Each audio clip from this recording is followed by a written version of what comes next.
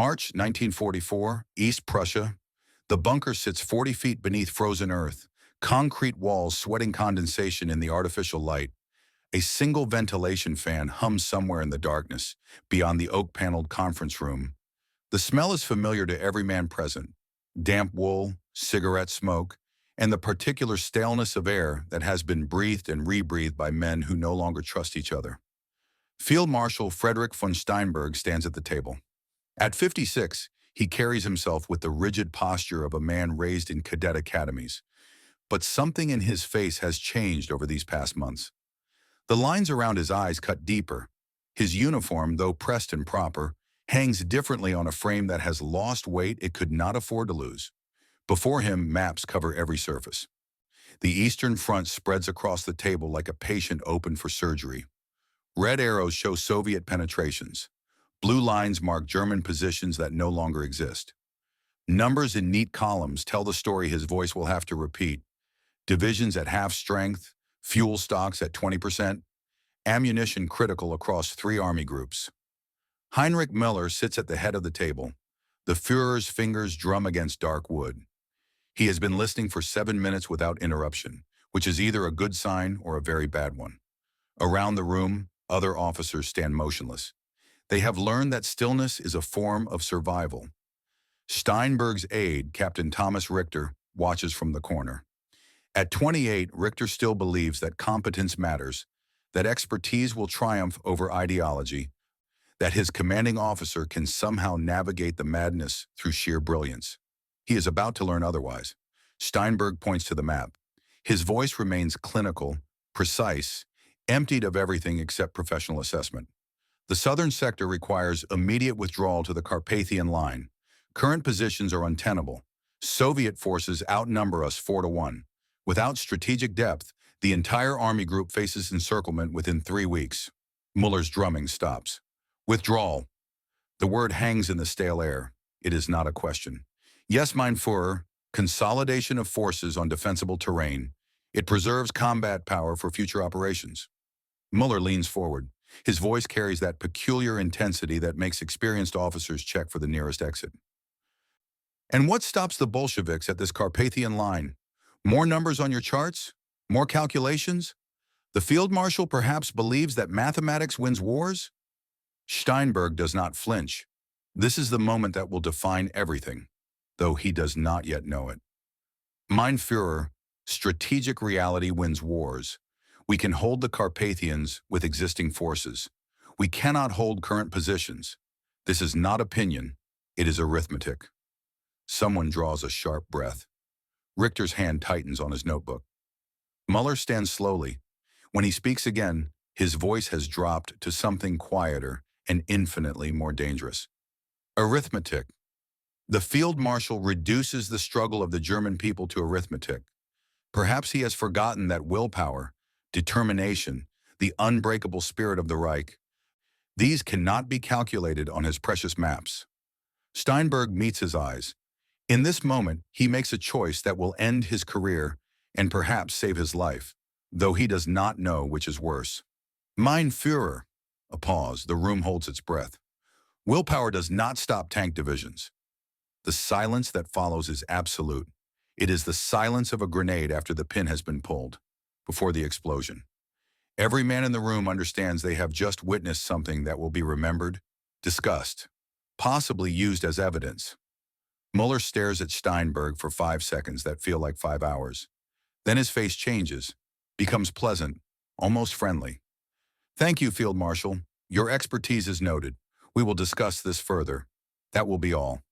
Steinberg salutes, turns, walks toward the door with the measured pace of a man who will not show fear even when fear is the only rational response. Richter follows, clutching his notebook like a shield. In the corridor outside, beneath bare bulbs and peeling paint, Steinberg stops.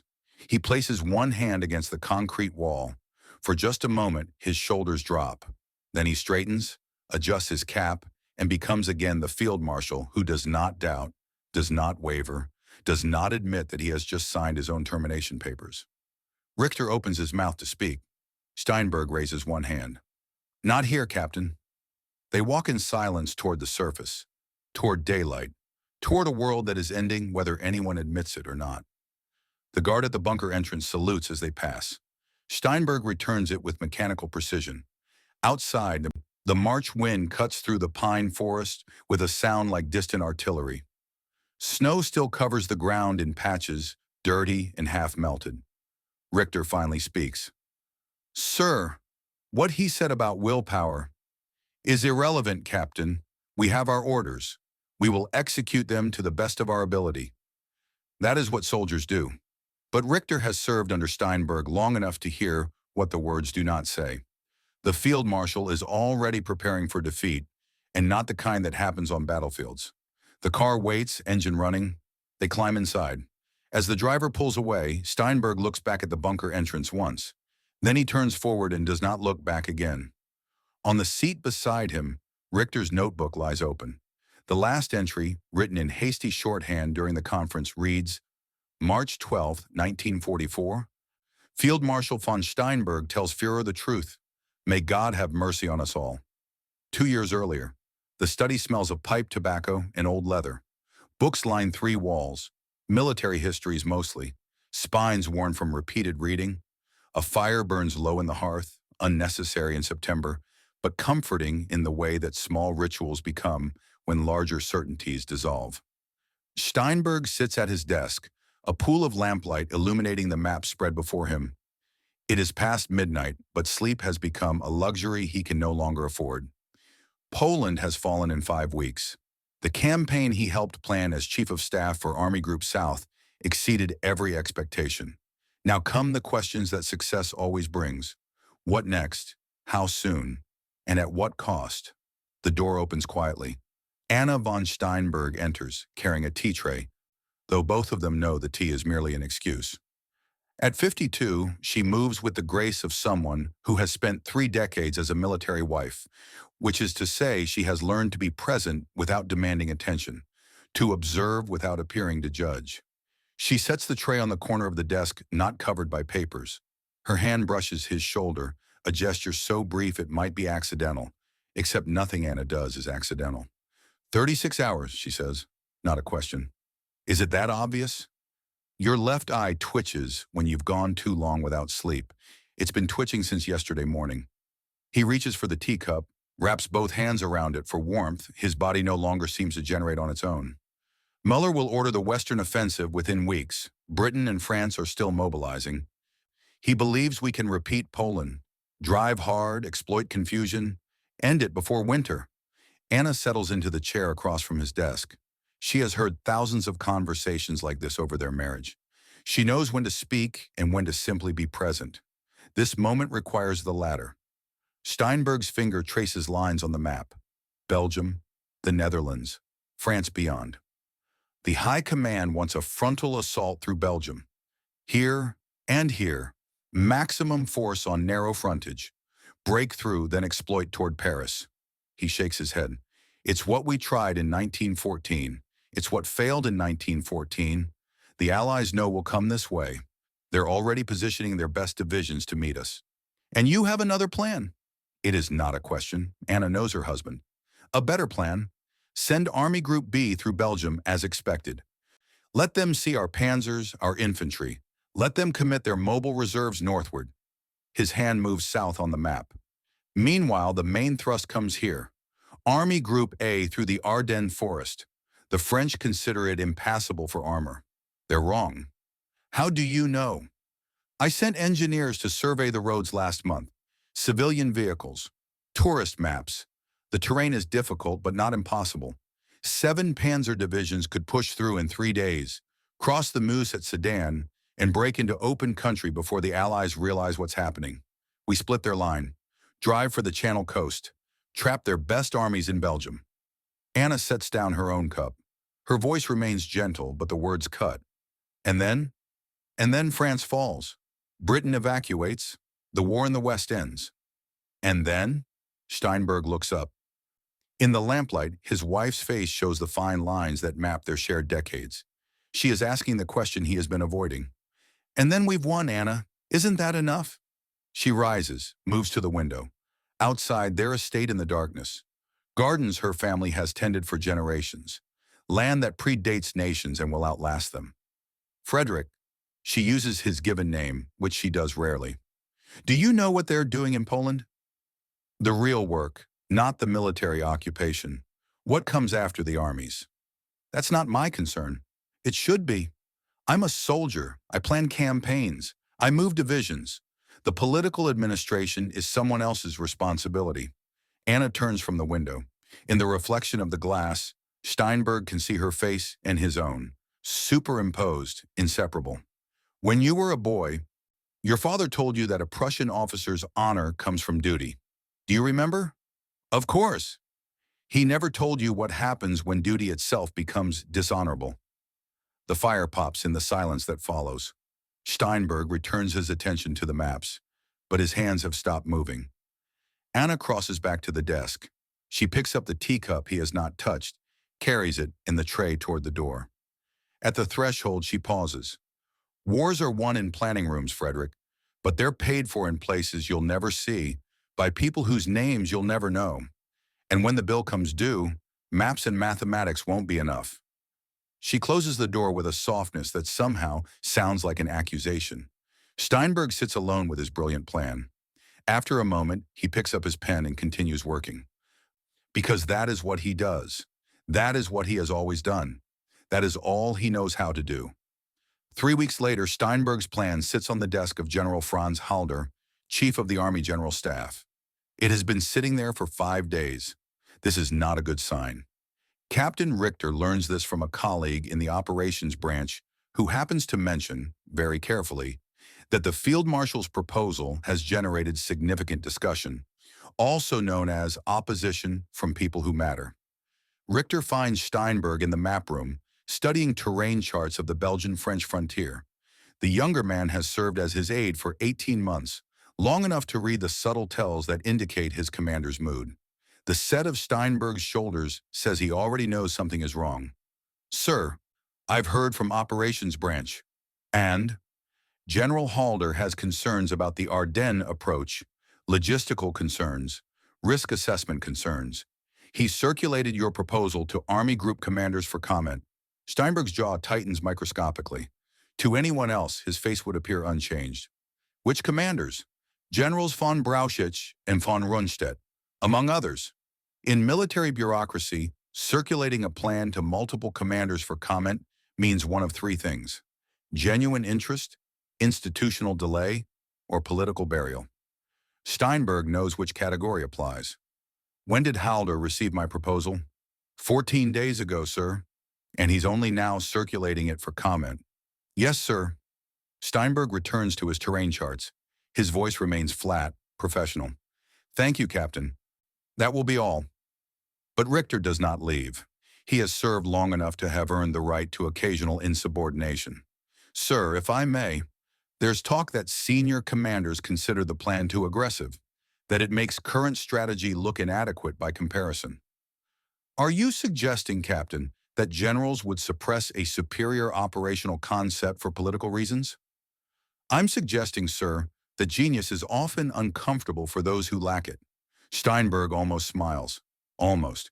Generals Halder and von Brauchitsch are experienced officers with distinguished records. They are evaluating my proposal with the thoroughness it deserves. We will wait for their assessment. Richter recognizes dismissal when he hears it. He salutes and withdraws. But as he leaves, he catches Steinberg's reflection in the darkened window overlooking the courtyard.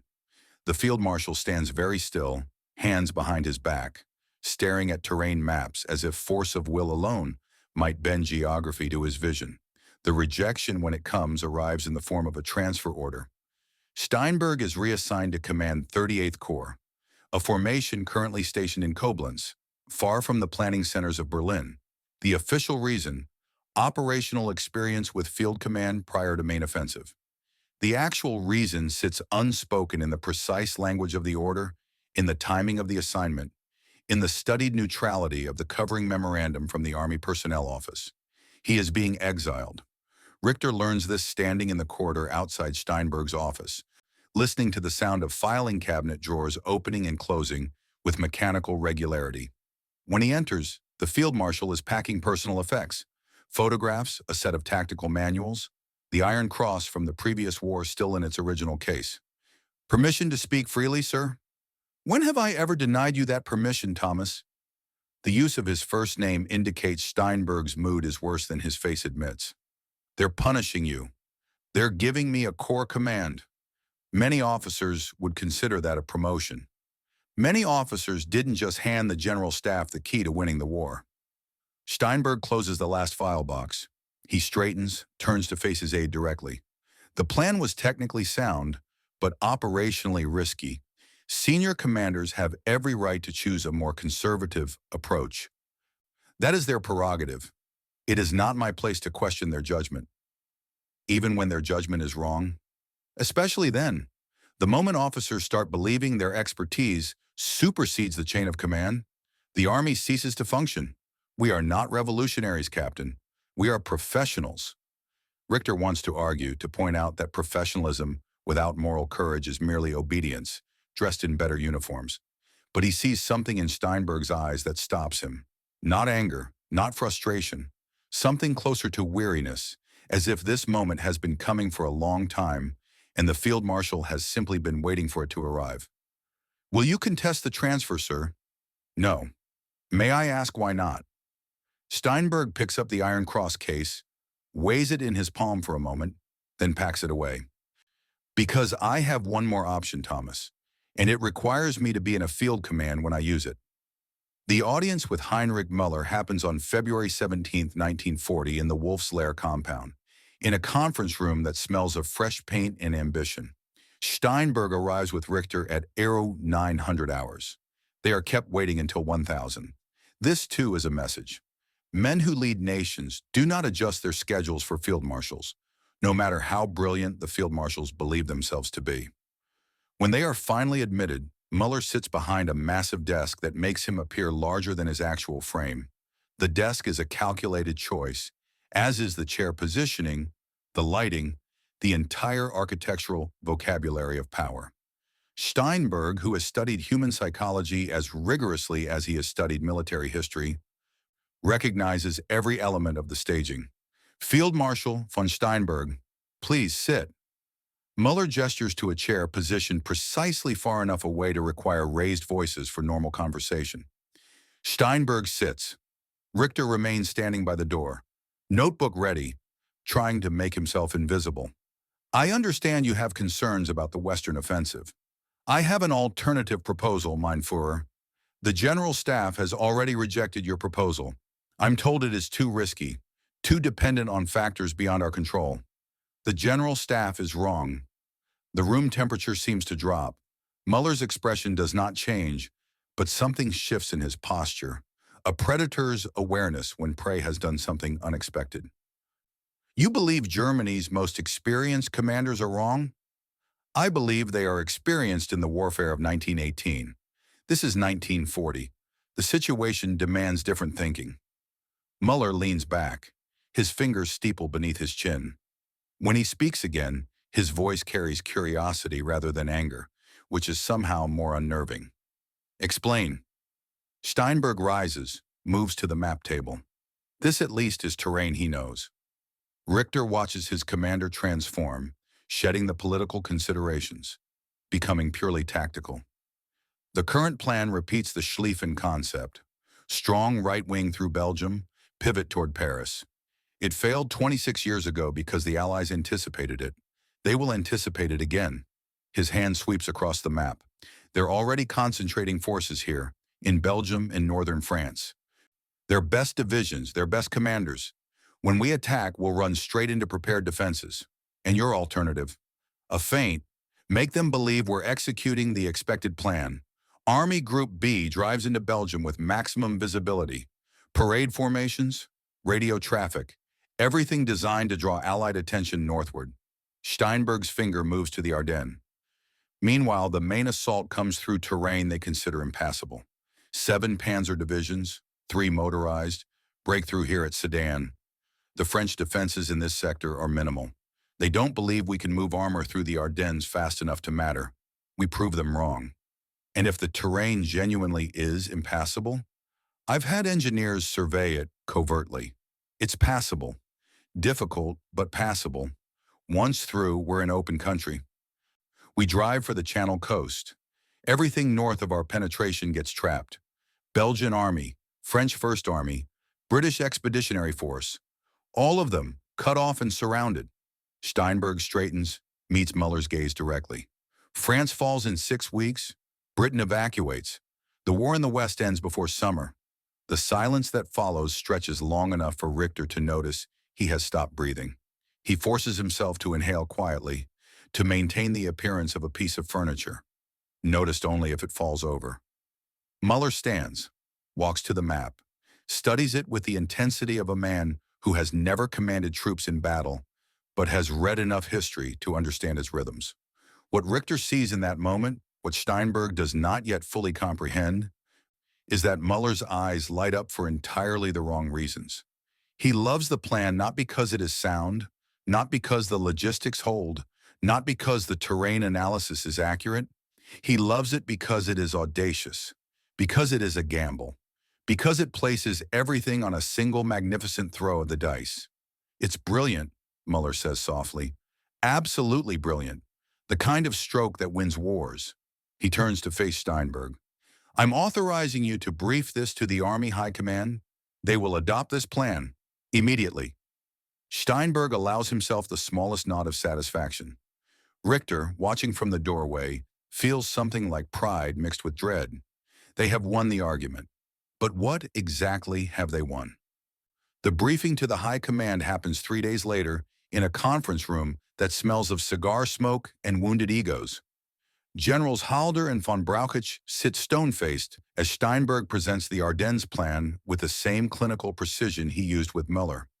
Other senior commanders lean forward, studying maps, asking technical questions about road capacity, fuel logistics, artillery support. When Steinberg finishes, General Halder speaks first. And the Führer has endorsed this proposal? Personally, yes. The temperature in the room shifts. What was a tactical discussion becomes political calculation. Faces that showed skepticism now display careful neutrality. No one wishes to be remembered as the general who opposed a plan the Führer favors. Within 48 hours, Fall Gelb, the invasion plan for the West, is rewritten.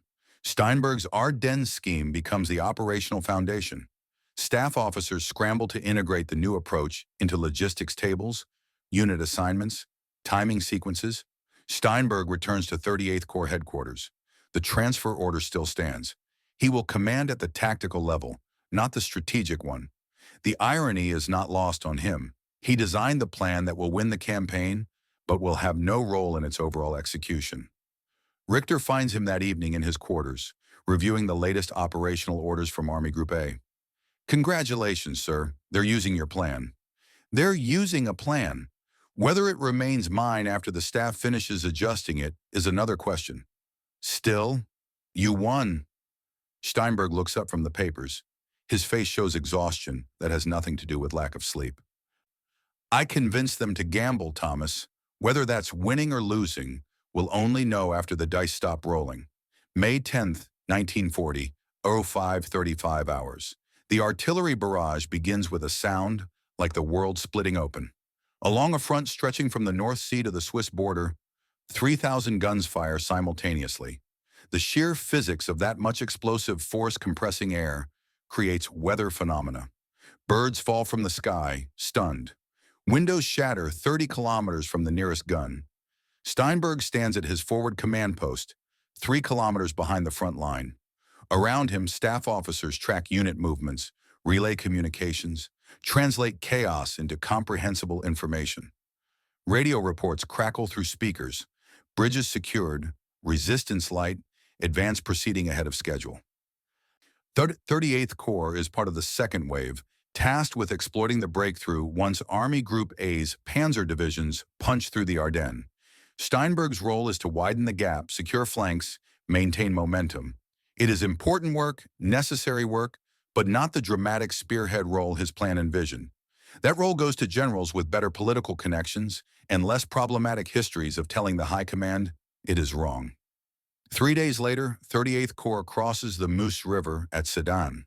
The bridge is intact, captured by paratroopers in an assault that cost 70% casualties, but achieved its objective. Steinberg's infantry and armor stream across, German boots on French soil, resistance crumbling faster than anyone dared predict. By May 20th, forward elements reach the English Channel. By June 4th, British forces evacuate from Dunkirk, leaving behind equipment, vehicles, and any illusion that the Allies can stop the German advance. By June 27, France surrenders in the same railway car where Germany accepted armistice terms in 1918. 6 weeks. Just as Steinberg predicted, he spends those 6 weeks in a peculiar state of vindication and irrelevance. His plan works with a precision that exceeds even his own optimistic projections. But the credit flows elsewhere. Newspapers print photographs of Generals Guderian and Rommel, tank commanders who drove deep into France. Radio broadcasts describe Muller's strategic genius. Staff officers in Berlin congratulate themselves on operational planning. Steinberg's name appears in official dispatches as a corps commander who performed competently, nothing more. The celebration dinner happens at Army Group A headquarters, in a commandeered chateau 40 kilometers south of Paris. Crystal chandeliers, looted wine, the particular species of triumph that military men feel when violence has succeeded beyond expectation. Anna travels from Germany for the occasion. This surprises Steinberg, who did not ask her to come, who has learned over the past months to compartmentalize his marriage into a separate category from his professional life. But she arrives wearing an evening gown that must have taken considerable effort to obtain during wartime, and she smiles at the other officers' wives with the practiced grace of someone who knows how to perform ceremony, even when ceremony feels hollow. At dinner, Steinberg sits beside a general who commanded the panzer thrust through Luxembourg. The general is drunk and voluble, describing the breakthrough in language that transforms logistics into legend. Your plan, Steinberg, your damn brilliant plan. We thought it was madness. The terrain, the timing, the risk. But you were right, about all of it. The plan succeeded because of excellent execution. The staff work was exceptional. Modest, you're being modest. That's unusual in our profession. The general laughs, pours more wine, and turns to engage the officer on his other side. Steinberg feels Anna's hand on his arm. She leans close, speaks quietly enough that only he can hear. You won the battle, Frederick. France is defeated. Britain is isolated. The war in the West is effectively over. Yes, I suppose we won. That's not what I mean. He turns to look at his wife. In the chandelier light, her face shows something he cannot quite name. Not pride, not celebration. Something closer to mourning. Then what do you mean? You proved you were right. You designed a brilliant campaign. You outthought every general in this room. You won the intellectual argument. Her grip on his arm tightened slightly. But what did you lose? I don't understand. I know, that's the problem. She releases his arm, turns to speak with the general's wife seated opposite, and the conversation moves to safer topics. The weather, the chateau's architecture, the difficulty of maintaining estates during wartime. Steinberg picks up his wine glass, but does not drink. Across the room, through tall windows that overlook formal gardens, he can see staff cars pulling away, their headlights dim for blackout regulations. The war continues, even during celebrations. It always continues. At the table's far end, Muller's representative, a colonel from the high command, is telling a joke about French military incompetence. The officers laugh. Their wives smile politely. The crystal rings when someone proposes a toast. Steinberg sets down his glass untouched. He has stopped tasting victory. Now it simply tastes like wine. Spring 1940. The estate outside Berlin. Richter walks the garden path, breathing air that smells of lilac and approaching rain. He has 3 days leave before returning to 38th Corps, now repositioning for occupation duty. He should be visiting family, reconnecting with friends, enjoying normalcy. Instead, he finds himself reviewing operational reports, unable to disconnect from the campaign that consumed 6 weeks of his life. He has become very good at his profession. This troubles him in ways he cannot yet articulate. The sound of voices draws him toward the east wing of the house. Through an open window, he hears conversation between Steinberg and someone else. Richter recognizes the second voice. Colonel Heinrich Dressner, an old friend from Steinberg's staff college days, now working in the Army Personnel Office. Richter knows he should walk away. Officers who eavesdrop discover things they wish they had not learned. But his feet stop moving, and his ears continue working. And within 30 seconds, he understands that this conversation will change how he sees everything that follows. Simply saying that your proposal generated considerable resistance, Dressner is explaining. The senior commanders felt it made their own planning look inadequate. The plan was technically sound. They rejected it for technical reasons. Frederick, please, we've known each other 20 years. The plan was brilliant, and they rejected it because it made them look obsolete. Politics, not tactics. A pause. When Steinberg speaks again, his voice carries something Richter has never heard. Uncertainty. They sabotaged it? Deliberately? Not sabotaged. Just failed to forward it through channels with the enthusiasm it deserved. Then expressed concerns about risk levels, logistical challenges, terrain difficulties. All technically accurate concerns, technically speaking. But the real concern was that a field marshal was proposing strategy that should come from the general staff.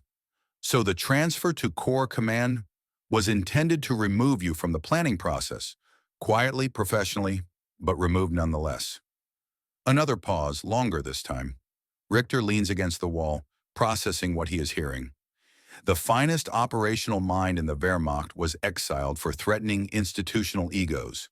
The plan that won France was nearly buried by the same men who now take credit for its success. Steinberg's laugh, when it comes, holds no humor. I see. And when I went directly to Muller? You did exactly what they feared you would do. You bypassed the structure. You proved that competence could override hierarchy if it found the right patron. They won't forgive that. Good. The single word carries weight. Richter realizes he is hearing the moment when Steinberg's faith in the system fractures. Not broken, not yet, but cracked in ways that will widen over time. Be careful, Frederick. You've made powerful enemies, and the higher you rise, the more they'll work to bring you down. Then I'll rise high enough that they can't reach me. Footsteps approach the door. Richter moves quickly, getting 20 meters down the path before Dressner emerges and walks toward the main house. When the colonel has disappeared, Richter retraces his steps, finds Steinberg standing at the window, hands clasped behind his back, staring at gardens that suddenly seem smaller than they did an hour ago. Sir? Steinberg turns. If he suspects Richter heard the conversation, his face reveals nothing. Captain, enjoying your leave? Yes, sir. I wondered if you needed anything before I return to my family. No. Thank you, Thomas. Give them my regards. Richter salutes, turns to leave. He makes it 3 steps before his mouth engages without consulting his brain. Sir, they were wrong. The generals who rejected your plan. They were wrong, and you were right. That should matter. Steinberg's expression does not change, but something in his eyes acknowledges the statement. Should matter, Thomas. An interesting phrase. Implies a gap between what is and what ought to be. Tell me, in your experience, does that gap narrow or widen as we rise through ranks? Richter has no answer. After a moment, Steinberg nods, a gesture of dismissal that somehow feels like absolution. Enjoy your leave, Captain. The next campaign will come soon enough. The document arrives in early June, forwarded from the Occupation Administration in Poland to Steinberg's headquarters, copied to approximately 40 other commanders across the Wehrmacht. It is a routine report, 16 pages, double-spaced, technical language describing security operations in rear areas, statistics on partisan activity, and population control measures, recommendations for improved coordination between military and security services. Richter reads it during a quiet afternoon when most of the staff is processing transfer orders for troops rotating home. He reads the first page with professional detachment, the second page more slowly. By the third page, he has stopped breathing normally. He finds Steinberg in his office, reviewing supply requests for the upcoming autumn exercises. Sir, have you seen this report from the occupation authorities? Which report? I receive 30 reports daily. This one, sir. He places it on Steinberg's desk. The field marshal glances at it, reads the title page, then sets it aside. Standard administrative documentation. If there's something specific you need to address, submit it through the adjutant. Sir, did you read it? What it describes?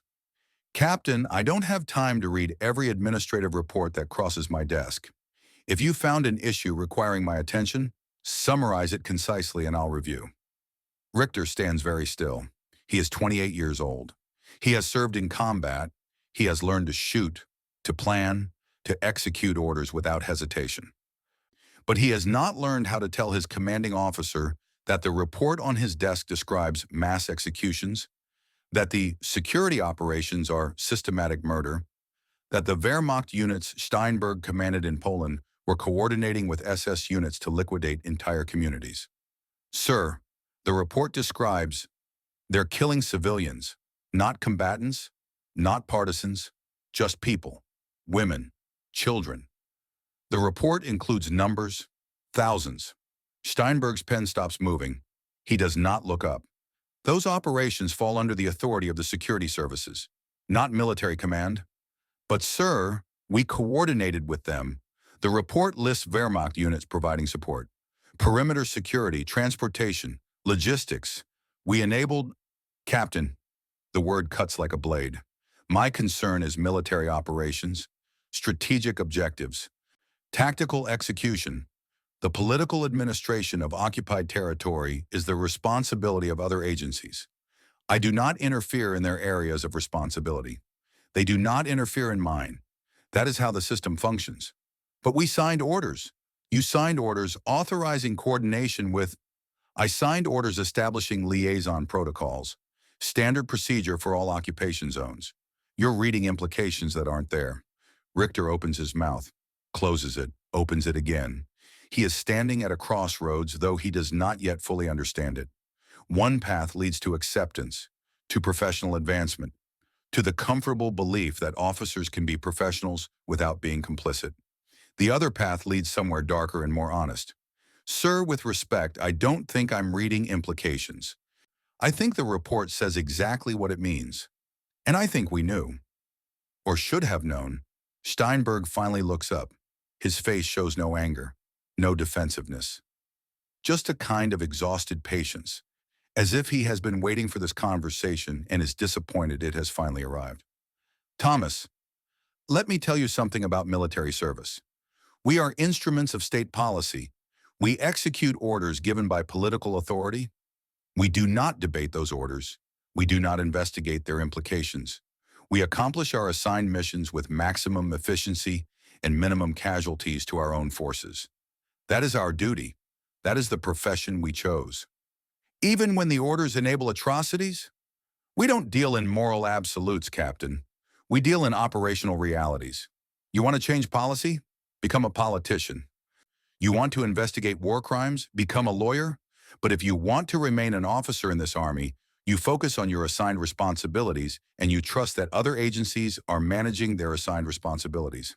Is that clear? Richter stands at attention. His voice when it comes sounds hollow, even to himself. Yes, sir. Clear, sir. Good. Dismissed. Richter salutes, turns, walks toward the door with mechanical precision. His hand is on the handle when Anna von Steinberg's voice stops him. Captain Richter, a moment. She has been standing in the doorway to the adjacent sitting room. How long she has been there, how much she heard, Richter cannot determine. But something in her face tells him she heard enough. Steinberg looks up sharply. Anna, this is not... I just need a moment with the captain. Professional matters. You're busy. It is phrased as courtesy but delivered as command. After 25 years of marriage, Steinberg recognizes the distinction. He returns to his paperwork with studied intensity. Anna guides Richter into the sitting room, closes the door with care. She does not speak immediately. Instead, she moves to the window, looks out at the parade ground where soldiers drill in afternoon heat. When she finally turns, her face shows something Richter has seen before, but never fully understood. The expression of someone who has compromised themselves 1 degree at a time until the accumulated angle reveals itself. My husband is a good man, Captain. Richter says nothing. He believes that competence matters more than politics, that professionalism can exist independent of ideology, that a man can serve honor even in a dishonorable system. She pauses. He's wrong. Ma'am, I don't think... Don't be polite. Not now. We're past that. She moves closer, lowers her voice. He knows what's happening in the occupied territories. He's seen reports. He's signed coordination orders. He chooses not to see the implications because seeing them would require action, and action would require him to choose between his oath and his conscience. So he compartmentalizes. He tells himself that military operations and political policies are separate categories, that he can be brilliant at the former without being complicit in the latter. And you, ma'am, what do you believe? Anna's smile is among the saddest things Richter has ever seen. I believe that loving a man doesn't require agreeing with him. I believe that staying with someone who is wrong doesn't make me right. And I believe that we're all going to have to answer for our silences, even the silences that felt like loyalty. She places one hand on Richter's shoulder, a gesture that feels almost maternal. He needs people around him who tell the truth, Thomas, even when he doesn't want to hear it, especially then. Can you do that? Richter thinks about career advancement, about professional obligations, about the comfortable lie that soldiers just follow orders and aren't responsible for what those orders enable. Then he thinks about the numbers in the report, the clinical language describing unspeakable acts, the coordination orders signed by the man in the next room. I don't know, ma'am. Honestly, I don't know if I'm strong enough. None of us know that until we're tested. But the fact that you're asking the question means you might be. Most men don't even ask. She releases his shoulder, moves back toward the door. The next campaign will come soon, Captain. Probably autumn. Russia, if the rumors are true. When it does, remember that competence in an evil cause is still evil. No matter how brilliant the tactics, no matter how professional the execution. She opens the door, returns to the main office where Steinberg continues reviewing logistics reports as if the last 10 minutes never happened. Richter watches them together for a moment. The field marshal who believes in professionalism above all, and the wife who loves him despite knowing better. Then he salutes, departs, and walks toward the barracks with the Poland report still clutched in his hand, wondering what exactly he is supposed to do with truth when truth has no good answers. 2 weeks later, Steinberg receives new orders. Command of 11th Army. Objective, conquest of the Crimean Peninsula. The assignment comes with promotion prospects, strategic importance, and the chance to demonstrate that Fall Gelb was not a fluke, that his tactical brilliance can be repeated in different terrain against different enemies. He accepts without hesitation. Anna finds him that evening packing his dress uniforms for the formal assumption of command ceremony. She stands in the doorway, watching him fold clothing with the same methodical precision he applies to operational planning. Crimea, she says. Not a question. Sevastopol Fortress, Soviet Black Sea Fleet, strategically critical for southern operations. And after Crimea, another campaign, and after that, Steinberg continues packing. That's how wars work, Anna. One objective leads to the next. Until what? Until there's nothing left to conquer? Until the entire world is operational terrain on one of your maps? He stops, turns to face her. I'm a soldier. This is what soldiers do. No, Frederick, this is what you've chosen to do. There's a difference. They stand in silence, separated by 3 meters of Persian carpet and a widening gulf neither knows how to cross. Finally, Anna speaks again, softer this time. When you come back, if you come back, I may not be here. Anna, not because I don't love you, because I love you too much to watch you become something you're not. Or worse, something you always were but I refuse to see. She turns and leaves before he can respond. Her footsteps echo down the hallway, growing fainter than silent.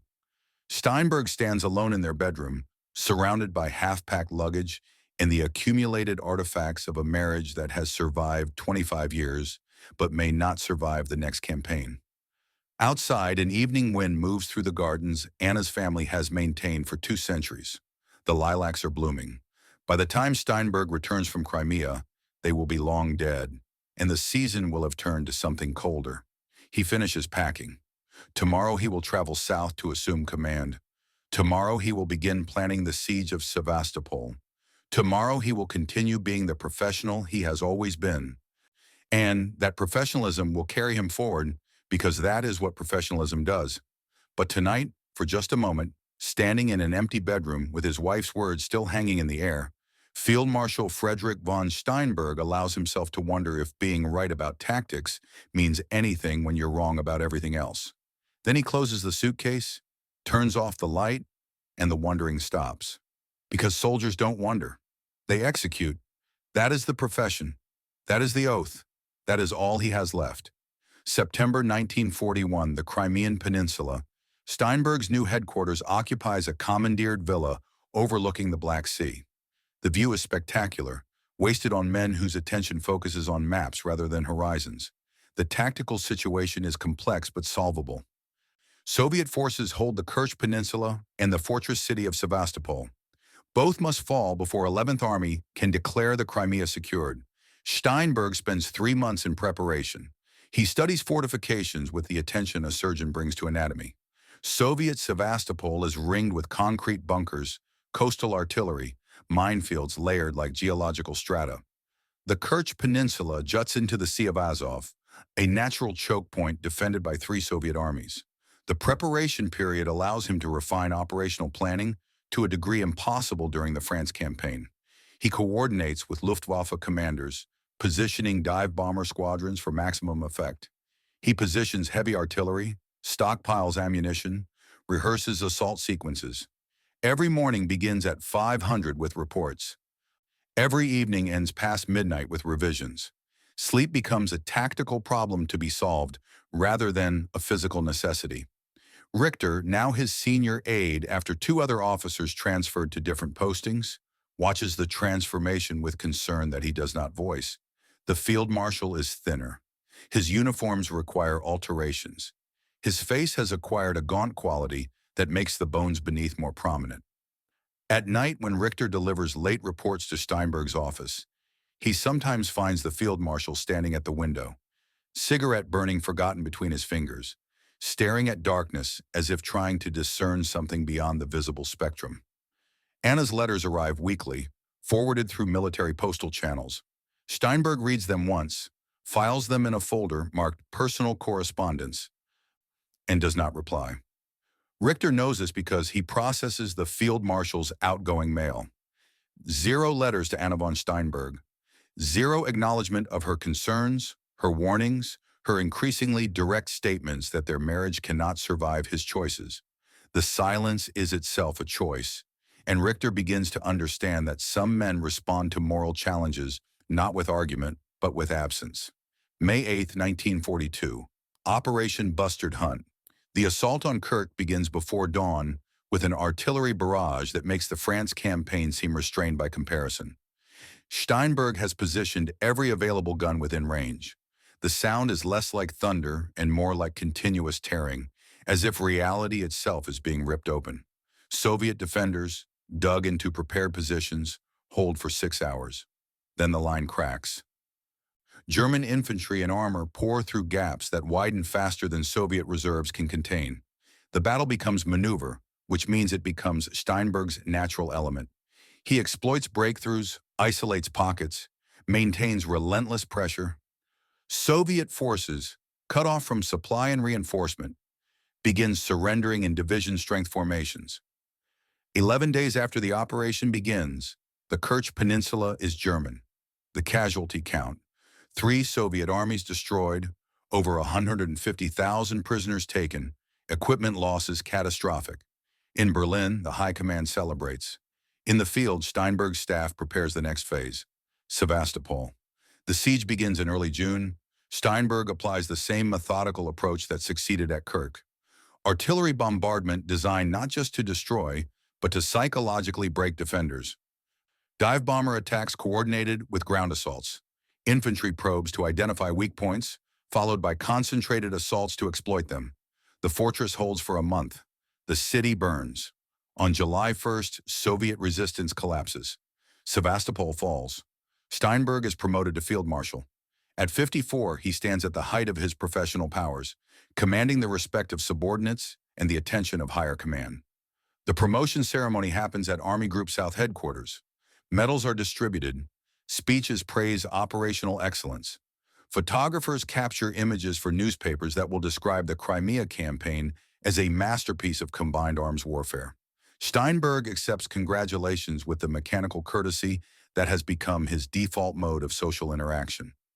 That evening, alone in his quarters, he pours a glass of schnapps and stands at the window overlooking the ruined city his brilliance has conquered. The glass remains untouched in his hand. After an hour, he sets it down and returns to planning documents for the next assignment. Whatever he saw in that window, whatever reflection showed itself in the glass, he does not speak of it.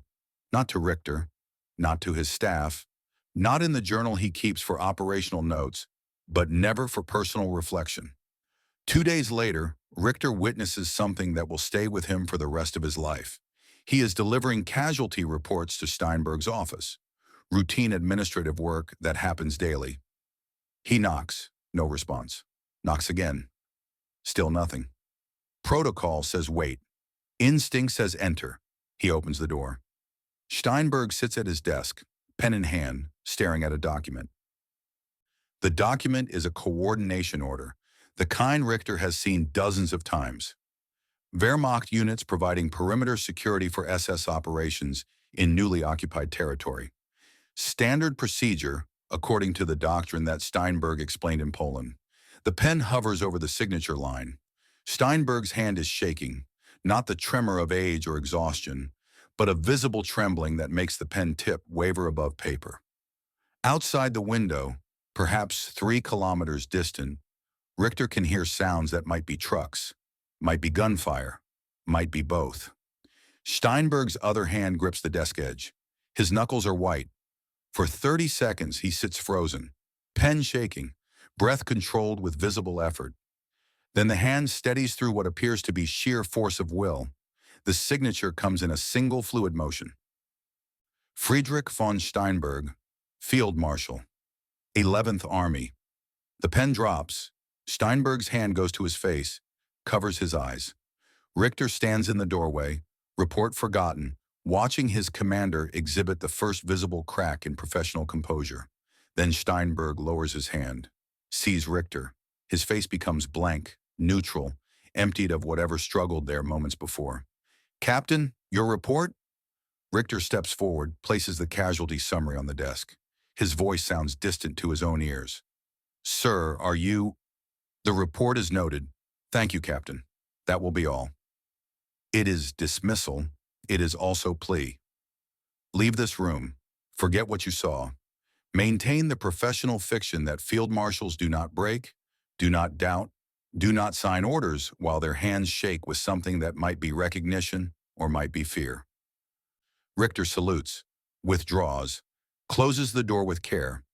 In the corridor outside, he leans against the wall and realizes he is breathing hard, as if he has been running. The sounds from outside continue. Trucks, maybe gunfire. He does not go to investigate. Some truths are better left unconfirmed because confirming them requires decisions about complicity that are easier avoided than confronted. That night in his journal, Richter writes, July 3, 1942, Field Marshal signed coordination order for security operations in Simferopol sector. His hands shook. He knows. God help us all. He knows what those orders mean. The entry is vague enough to pass administrative review, specific enough that Richter will remember, years later, when tribunals ask what the Field Marshal knew and when he knew it. The next morning, Steinberg receives new orders. Transfer to Army Group Don, immediate. Priority transportation, the Volga River sector, a place called Stalingrad, November 1942, the steppe outside Stalingrad. Steinberg's new headquarters occupies a former collective farm, buildings intact but emptied of everything except military necessity. The situation briefing takes 3 hours and can be summarized in one sentence.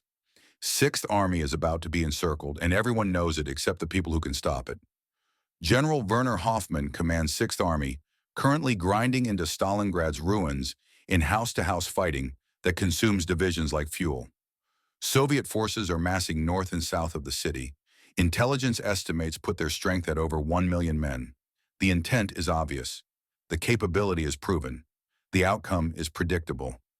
Steinberg studies maps with the clinical attention he brings to every operational problem. The mathematics are brutal.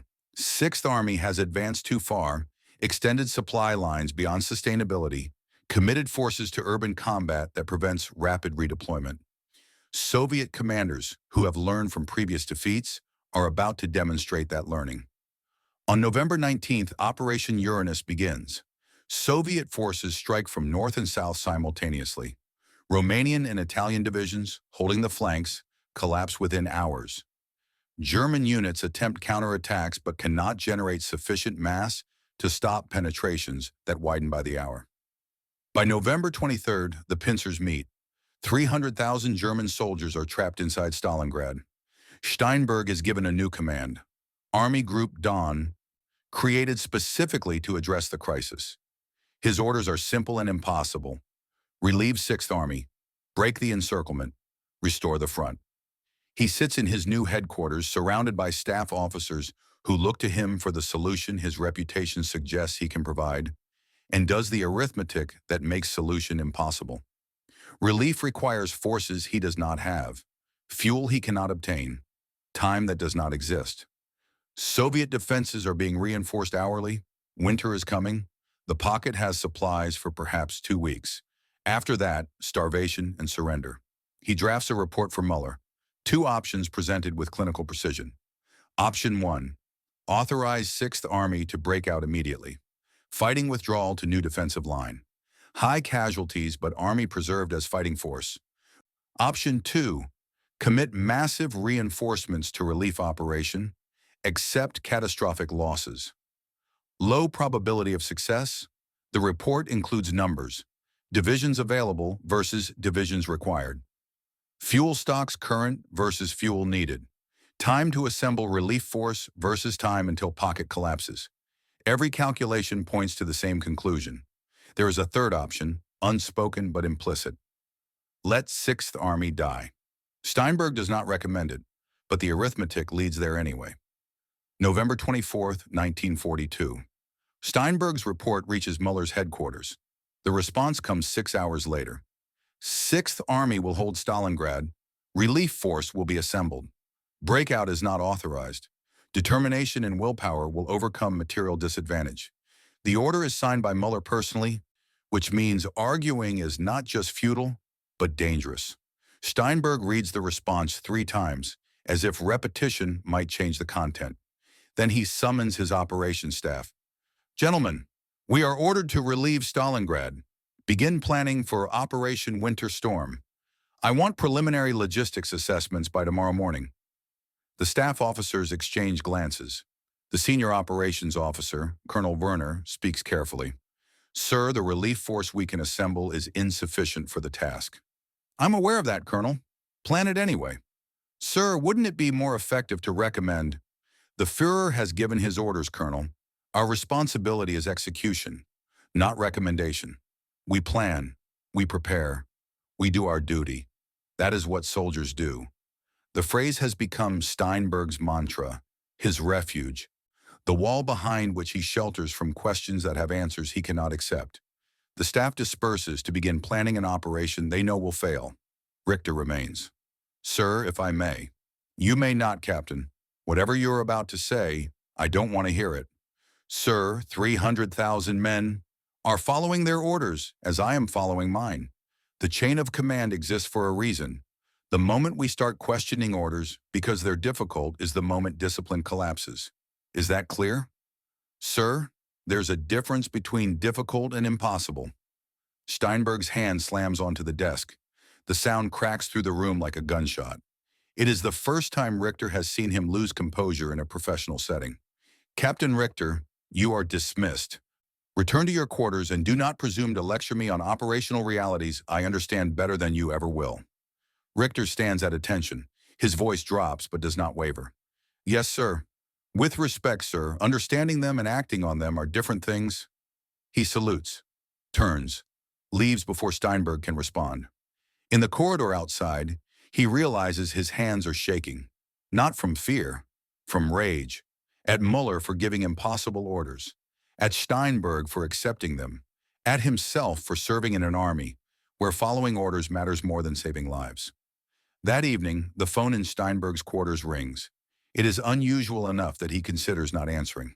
Headquarters calls come through the operations room. Personal calls are virtually non-existent. He picks up the receiver. Steinberg! Frederick! Anna's voice.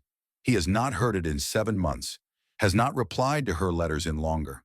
The sound of her saying his name creates a physical sensation somewhere behind his ribs. Anna, I didn't expect... I know about Stalingrad. It's in the newspapers. 300,000 men surrounded. And I know you, Frederick. I know you're planning something impossible because someone ordered you to make it possible. He says nothing. What is there to say, she continues, her voice carrying that particular combination of love and anger that characterizes their final conversations. 300,000 men, 300,000 sons and husbands and brothers and fathers. You can save them. I have my orders. Damn your orders! The explosion is so uncharacteristic that Steinberg pulls the phone from his ear. Anna has never raised her voice, not in 27 years of marriage. Those are men, Frederick. Human beings, not numbers on your operational charts, not chess pieces to be sacrificed for strategic advantage. Men who want to go home to their families, and you have the authority to save them. Order the breakout. Do it now before it's too late. I cannot countermand the Führer's direct orders. You can. You choose not to. There's a difference. Her breathing is audible through the line, harsh and ragged. You're a man before you're a soldier, Frederick. Or you used to be. I don't know what you are anymore. Anna, you don't understand the realities of... I understand that you're choosing obedience over conscience. I understand that you'd rather follow orders than save lives. I understand that the man I married believed in honor. And honor means doing right even when it costs everything. But that man is gone, isn't he? Replaced by this professional who signs coordination orders and plans impossible operations and tells himself that duty absolves him of responsibility. Steinberg looks across his office. Richter is there, having returned with an evening report, frozen in the doorway. Their eyes meet. In Richter's face, Steinberg sees judgment, sees the question Anna's asking, voiced silently by the young officer who has served him faithfully for 3 years, and is now wondering if that service makes him complicit. Anna, I cannot... Then we're done, Frederick. When this war ends, if you survive, don't call me. Don't come home. Don't pretend that professional excellence justifies what you've chosen to become. I loved a man who believed competence should serve conscience. You've decided competence serves orders. That's your choice. Living with it is mine. Anna, please. The line goes dead. The click is final, absolute. The sound of a door closing that will not reopen. Steinberg holds the receiver to his ear for another 30 seconds, as if willing her to come back, to take it back, to offer one more chance. Then he sets it down with care, looks at Richter. Captain, your report? Richter's voice is hollow. Sir, the evening intelligence summary. Soviet forces continue reinforcing the encirclement. Luftwaffe transport capacity is insufficient for supply by air. 6th Army has reduced to half rations. Noted. Anything else? Sir, Richter stops, starts again. Sir, you could still order the breakout. You have the authority as Army Group Commander. You could save most of them. Steinberg's face is stone. I have my orders, Captain. 6th Army holds. We organize relief. Those are the orders. We execute them. That is what soldiers do. Even when executing them means letting 300,000 men die? The question hangs in the air. Steinberg does not answer it, cannot answer it, because answering requires admitting that yes, that is exactly what it means, and admitting that makes the choice visible in a way that cannot be rationalized or compartmentalized or filed under professional duty. Instead, he picks up a pen, begins writing. Draft a message to General Hoffman. 6th Army is to maintain current positions. Relief operation is being organized. Expected timelines will be communicated within 48 hours. That is all. Captain. Richter stands there a moment longer. Then he salutes with mechanical precision and withdraws. In his quarters later that night, he adds to his journal, November 24th, 1942. Field Marshal received phone call from his wife. She begged him to order breakout. He refused. She said they were done. He chose obedience over 300,000 lives. Chose obedience over his marriage. Chose obedience over everything. This is the moment I stopped believing in him. December 12, 1942. Operation Winter Storm begins. Steinberg has assembled what forces he could. One panzer division at 60% strength, two infantry divisions already depleted by previous fighting, support units scraped from every available source. The mathematics said it was insufficient. The reality proves the mathematics correct. The relief force drives northeast toward Stalingrad. Progress is measured in kilometers paid for with hundreds of lives. Soviet defenses are layered, redundant, reinforced faster than German forces can reduce them. 50 kilometers to Stalingrad, then 45, then 40. Every kilometer costs more than the last. The weather deteriorates. Temperatures drop to -20, then -30 Celsius. Fuel freezes in vehicle engines. Men freeze in foxholes. Supply trucks break down and cannot be recovered. The Panzer Division, which began with 180 operational tanks, is down to 90, then 70, then 50. December 19th, 35 kilometers from Stalingrad. Radio contact with 6th Army. Hoffman's voice crackling through static. Request permission to break out and link up with relief force. Steinberg sits in his command vehicle. Maps spread before him. Doing arithmetic he has done a dozen times. 35 kilometers. 6th Army could cover that in 2 days if they abandoned Stalingrad immediately. Break out while they still have strength and ammunition and leadership. Link up with the relief force. Combined strength might be sufficient to establish new defensive line. His hand reaches for the radio transmitter. His mouth opens to give the order that will save 100,000 lives and violate Muller's explicit directive. Richter is there, watching, willing him to do it. Steinberg's hand hovers over the transmit button. 5 seconds. 10. 15. In those 15 seconds, the entire moral architecture of his life stands visible. On one side, 3 years of Prussian education that taught obedience is virtue. 26 years of service that reinforced hierarchy as sacred. The oath he swore to follow orders regardless of personal judgment. On the other side, 100,000 lives. The arithmetic that shows saving them is possible. The knowledge that this moment will define him more than any battle he ever planned. His hand drops. Send to General Hoffman. Maintain current positions. Relief force will reach you within 48 hours. Hold until contact is established. Richter's voice is barely a whisper. Sir, you're condemning them. I'm following orders, Captain. As they are. As all of us are. That is what soldiers do. But his voice cracks on the last word, and Richter sees what he has been refusing to see for months. Steinberg knows exactly what he is doing, knows it is wrong, chooses it anyway, not from ignorance, not from incompetence, from the particular cowardice that dresses itself in professional duty and calls obedience honor. December 23rd, relief force stalls at 30 miles from Stalingrad. Soviet counterattacks hammer both flanks. Fuel runs out. Ammunition runs critical. Casualties exceed replacement capacity. The operation fails exactly as predicted. Steinberg orders withdrawal. The relief force retreats, leaving 6th Army alone in the city it was ordered to hold. The pocket shrinks daily. Supply flights become sporadic, then rare, then impossible. January becomes February. February becomes surrender. February 2nd, 1943, 0800 hours. Steinberg receives the message in his headquarters, now relocated 200 kilometers west of Stalingrad. General Hoffman has surrendered. 90,000 German soldiers are marching into Soviet captivity. Most will never return. 90,000 lives that could have been saved if Steinberg had given the order Anna begged him to give, if he had chosen conscience over obedience, if he had been willing to pay the price of insubordination. He sits alone in his office. The casualty reports stack on his desk. 90,000 names that will become statistics, that will be filed in archives, that will haunt him in ways he does not yet fully comprehend. He pours a glass of schnapps. This time he drinks it. Then he pours another, and another. Richter finds him 3 hours later, drunk for the first time in their service together, staring at maps that no longer matter. Sir, the staff is asking about repositioning. Tell them to do whatever they think best. I'm tired, Thomas. So very tired. Sir, you should rest. I don't mean that kind of tired. Steinberg looks up. His eyes are red. For the first time, Richter sees him cry. Not dramatically, not with sound, just tears tracking down his face.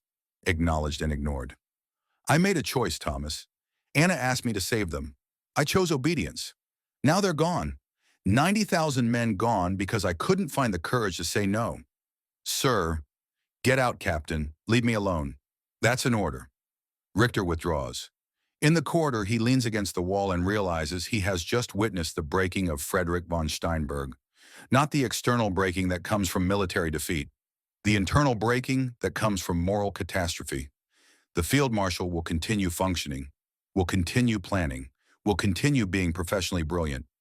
But something essential has cracked, and Richter knows it will never fully heal. Late February 1943, the front has collapsed across southern Russia. Soviet armies, emboldened by Stalingrad, drive deep into German positions. Kharkov falls. The Donets River line breaks. Army Group South faces potential encirclement that would make Stalingrad look small. Steinberg, still commanding despite his breakdown, does something unexpected. He retreats, not because Muller authorized it, but because the alternative is destruction. He pulls back, shortens his lines, conserves forces. Soviet commanders, expecting him to hold static positions, find empty ground instead. Their spearheads advance too far, too fast, outrunning supply lines and flank protection. Steinberg sees the opportunity. His panzer divisions, withdrawn and reconstituted, strike Soviet flanks near Kharkov. The counterattack is textbook maneuver warfare. Identify overextension, concentrate force, exploit weakness. 4 Soviet tank armies are destroyed in 2 weeks of mobile warfare. The front stabilizes. Kharkov is retaken. Army Group South survives. In Berlin, Muller celebrates. The Führer summons Steinberg to headquarters, praises his operational brilliance, promotes him to command of the entire southern theater. The Field Marshal who saved southern Russia from collapse. The tactical genius who turned defeat into victory. But Richter, watching Steinberg accept congratulations with mechanical courtesy, understands what Muller does not. This victory is the worst thing that could have happened. Kharkov's success convinces Muller that Steinberg can work miracles, that impossibilities become possible through sheer competence, that orders need not respect reality because brilliant commanders make reality conform to orders.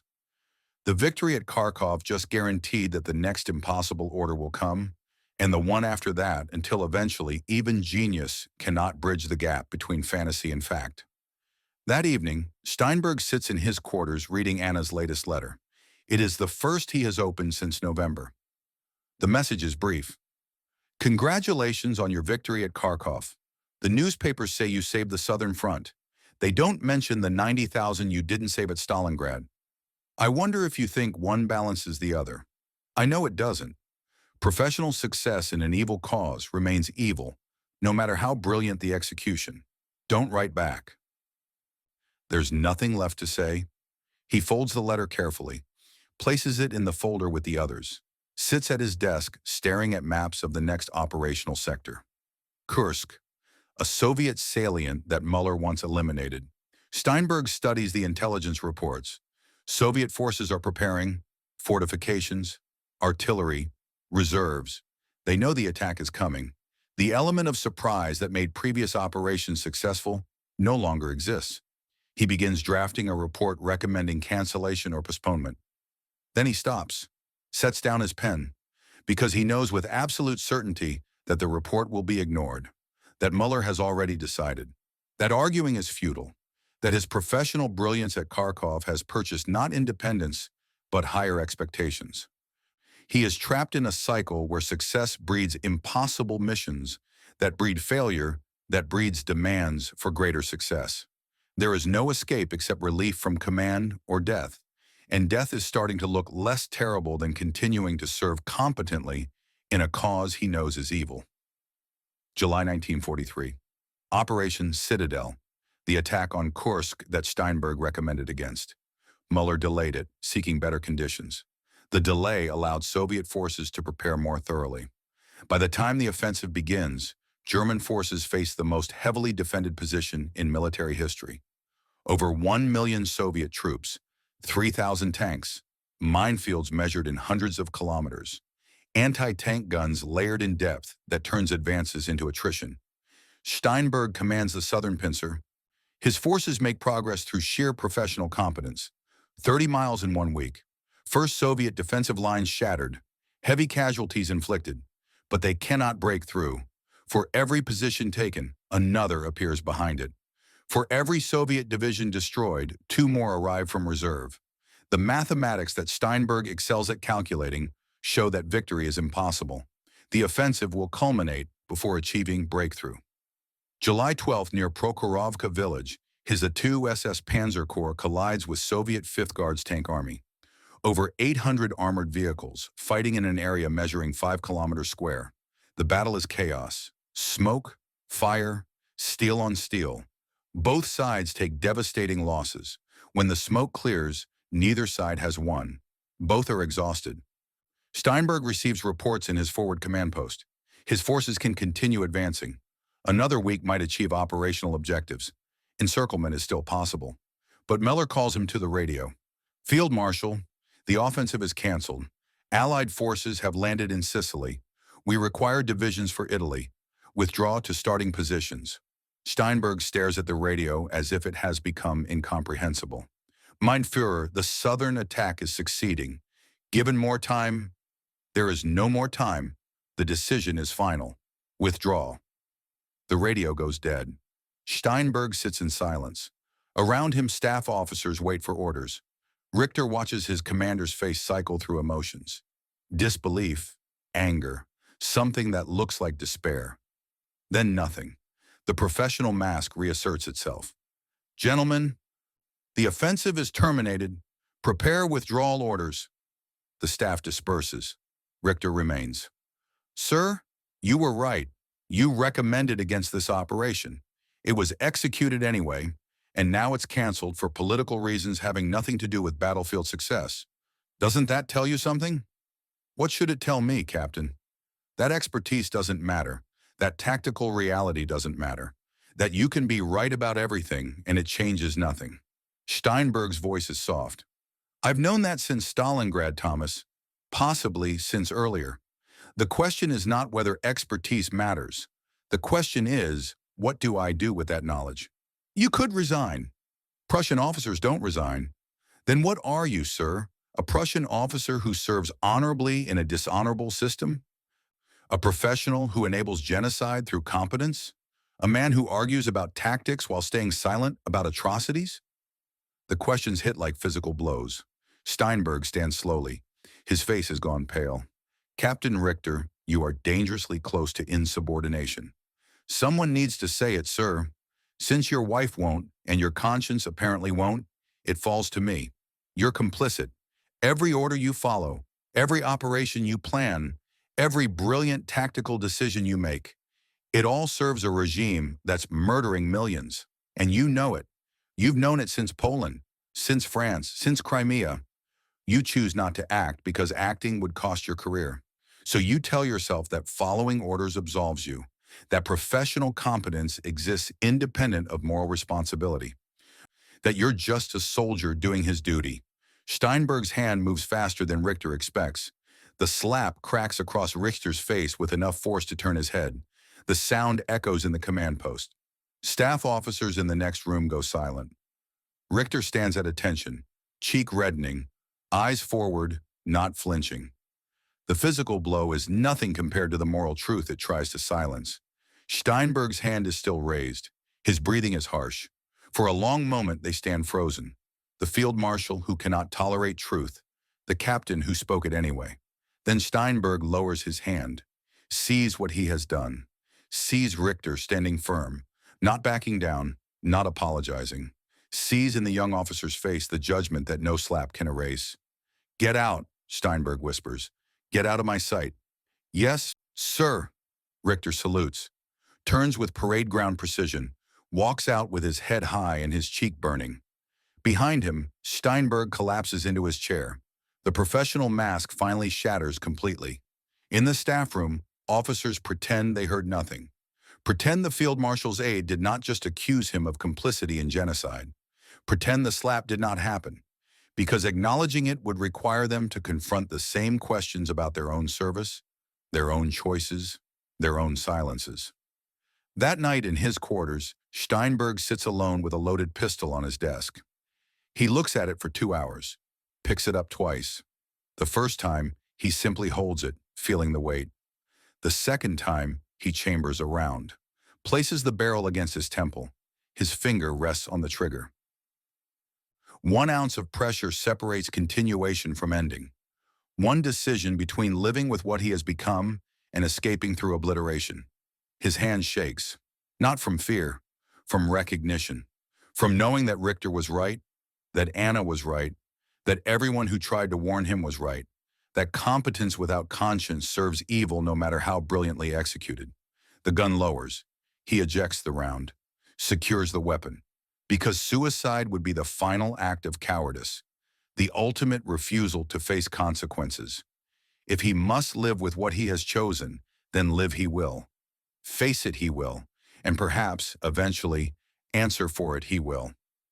The pistol goes into a drawer. Steinberg returns to his maps, to planning, to the professional excellence that is all he has left. The war continues, the retreat continues. And Field Marshal Frederick von Steinberg continues serving competently in a cause he knows is evil, because stopping would require him to become something other than what he has made himself.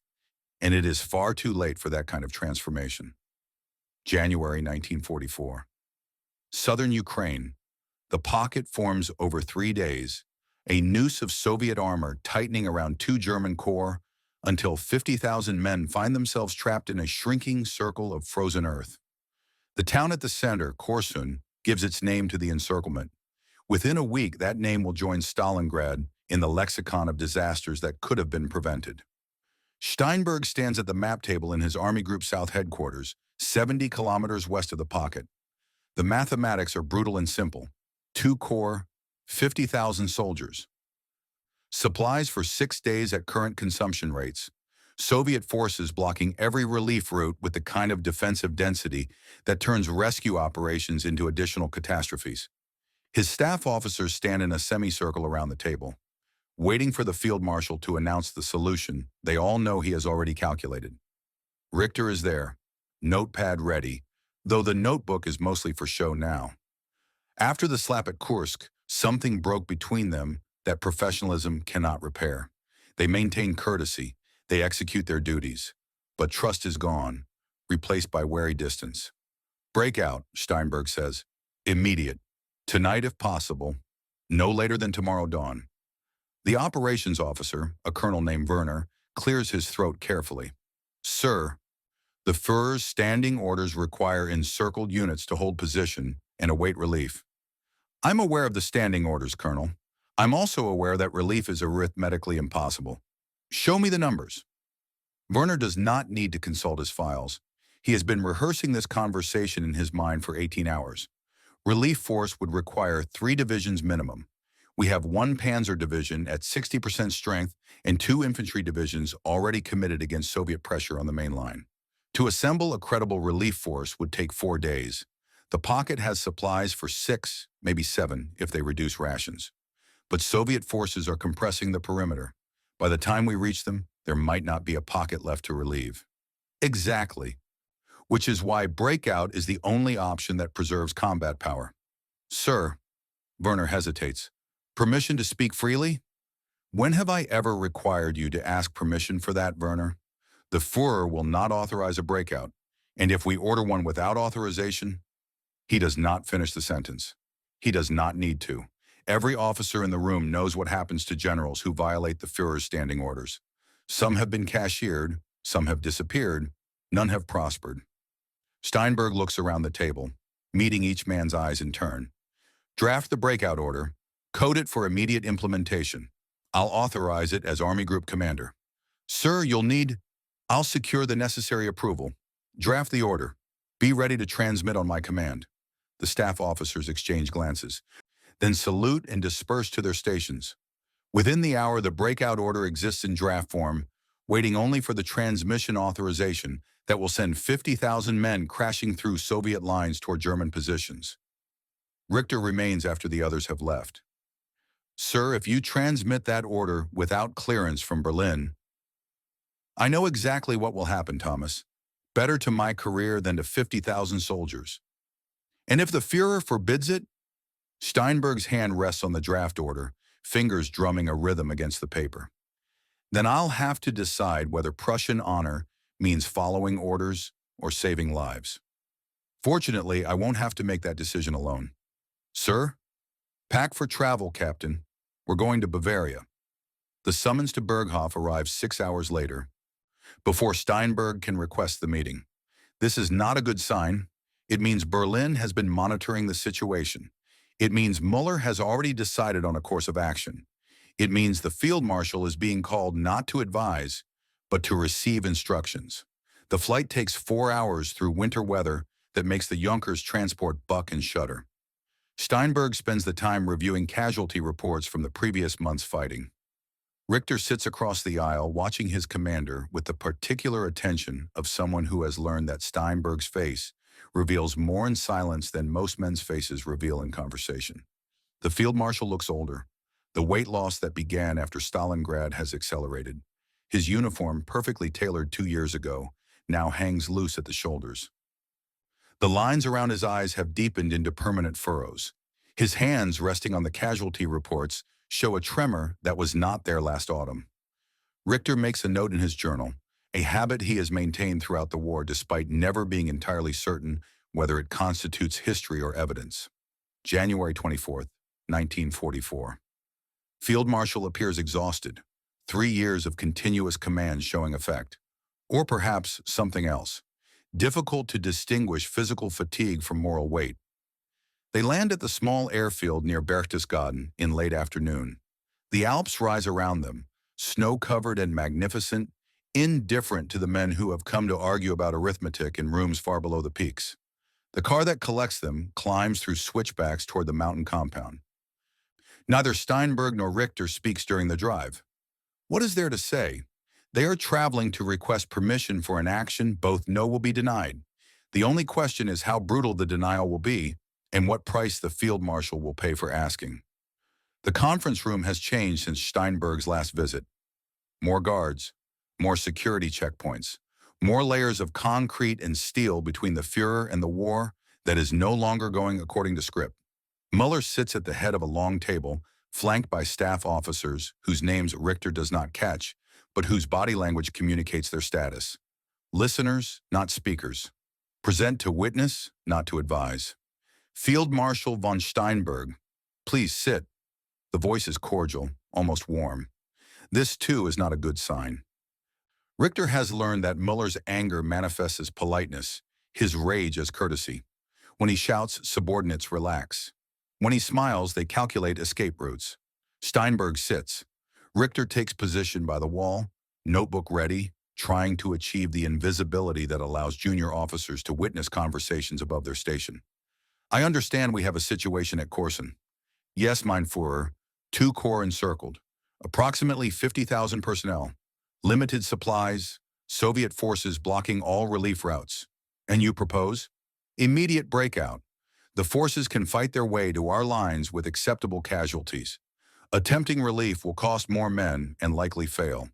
Muller's fingers drum against the table. The sound echoes in the concrete room. General Manstein proposed the same strategy at Stalingrad. I declined. The 6th Army held its position, as ordered. They became heroes. They became corpses, mein Führer. 90,000 men marched into captivity. Most are dead now. The drumming stops. You disagree with my assessment of Stalingrad?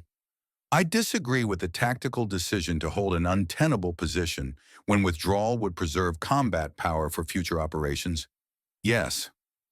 The staff officers against the wall have stopped breathing.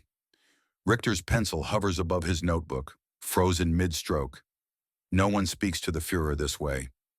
No one survives speaking to the Führer this way. Muller leans forward slowly. The Field Marshal believes that willpower, determination, the fighting spirit of German soldiers, these factors are irrelevant to operational success. I believe they are insufficient when mathematics and logistics say otherwise. Mathematics, Always mathematics with you, Steinberg. You reduce warfare to arithmetic, strategy to calculation, victory to numbers on a page. But war is more than numbers. War is will. War is the refusal to accept defeat even when defeat appears certain. Mein Führer, will does not stop tank divisions. Will does not generate fuel. Will does not create ammunition from prayer and determination. The Korsun pocket has 6 days of supplies and zero prospect of relief. Those are facts, not opinions. Muller stands. The movement is sudden enough that Richter's hand moves instinctively toward his sidearm before he controls the reflex. The Führer walks to the map of the Eastern Front that dominates one wall, studying it with the intensity of a man who has never led troops in battle, but has memorized every military history text written in German. When he speaks again, his voice carries that peculiar mixture of patience and contempt reserved for those who refuse to understand what should be obvious. The pocket will hold, Field Marshal. You will organize a relief operation. The encircled forces will maintain their positions until your panzers break through. This is not a suggestion, it is an order. An order that guarantees the destruction of 2 corps and the probable failure of the relief force. Then you will need to be creative. I have faith in your tactical brilliance. After all, you designed Fall Gelb. Surely you can manage 1 corps-level relief operation. The words are praise wrapped around a knife blade. Steinberg recognizes the technique. He has seen it used on other generals who dared to argue. The reminder of past success, the implication that current objections reveal cowardice or incompetence, the reframing of impossible orders as tests of will rather than violations of tactical logic. He could press the argument. He could lay out the arithmetic in greater detail, show the fuel calculations, the casualty projections, the time-distance equations that prove relief is fantasy. He has done this before, at Stalingrad, at Kursk, at a dozen conference tables across 3 years of war. It has never worked. It will not work now.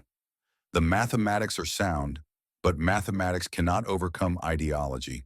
And ideology has decided that retreat is treason, regardless of what the numbers say. Steinberg stands, comes to attention, salutes with mechanical precision. I will organize the relief operation as ordered, mein Führer. Excellent, I knew you would understand. Dismissed. Steinberg turns to leave. He has taken 3 steps toward the door when Muller's voice stops him, casual and conversational, as if remarking on weather. Oh, and Field Marshal, in the future, when you disagree with operational directives, perhaps submit your objections in writing rather than arguing at conferences. It creates better documentation for everyone's benefit. The threat is delicate but unmistakable. Objections are acceptable if filed through proper channels where they can be buried, ignored, or used as evidence. Arguments at conferences where junior officers take notes in memories form, these are dangerous.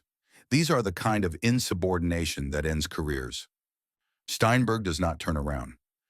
Understood, mein Führer. Thank you for the guidance. He walks out with the measured pace of a man who has just been warned that he is running out of chances. Richter follows, clutching his notebook, trying to process what he has just witnessed. They reach the corridor outside before Steinberg stops.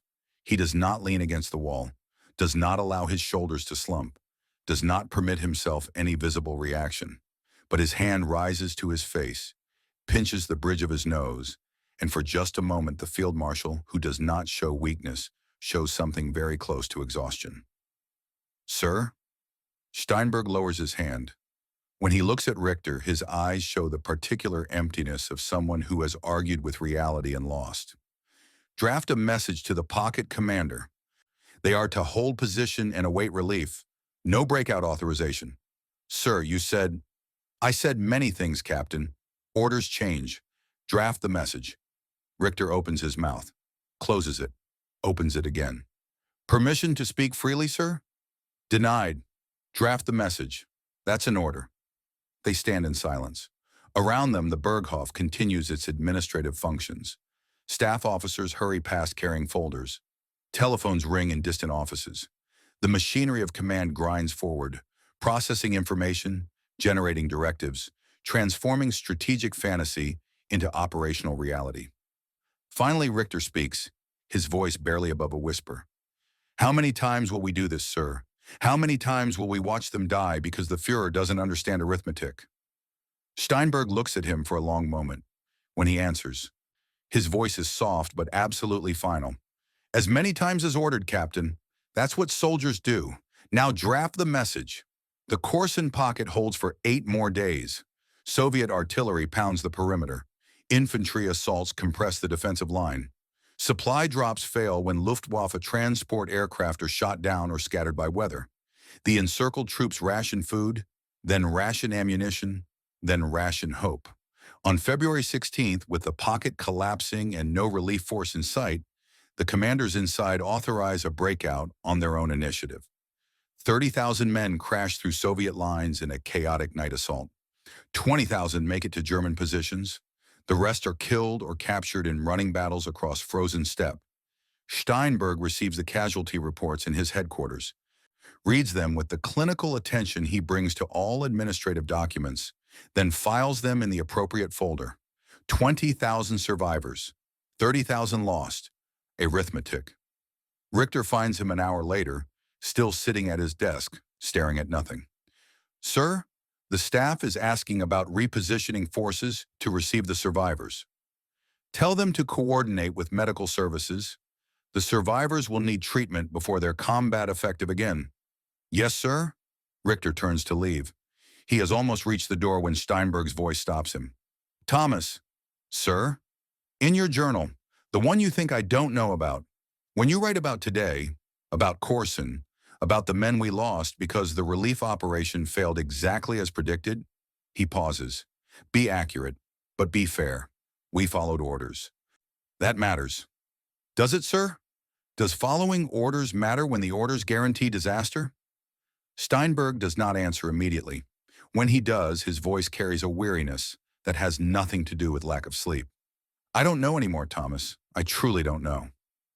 March 1944. Ukraine. The front collapses in sections, like a building coming down floor by floor. Soviet offensives hammer German positions, exploit gaps, drive deep into rear areas. Steinberg fights a brilliant defensive campaign, trading space for time, establishing new lines only to abandon them when the next assault breaks through. He requests permission to withdraw to the Carpathian Mountains. The request is denied. He requests authorization to shorten his front by giving up untenable salients. The request is denied. He requests discretionary authority to conduct local withdrawals when tactical situations demand it. The request is denied. Every request receives the same response. Hold. Do not retreat. German soldiers do not give ground. Willpower will overcome material disadvantage. By mid-March, Steinberg's Army Group South is bleeding divisions it cannot afford to lose, defending positions it cannot hold, following orders that guarantee destruction. On March 23rd, he receives a summons to Berghof. Immediate travel, priority transportation, pack for extended stay. He knows what this means. Officers get relieved of command in person. It's a professional courtesy, assuming the relief is for performance reasons rather than political reasons, and assuming there's any meaningful distinction between the two categories anymore. The flight to Bavaria happens in silence. Richter sits across from him, both men understanding that this trip is different from the others. Steinberg brings his dress uniform. Officers being promoted don't pack dress uniforms. Officers being cashiered do. They land in late afternoon.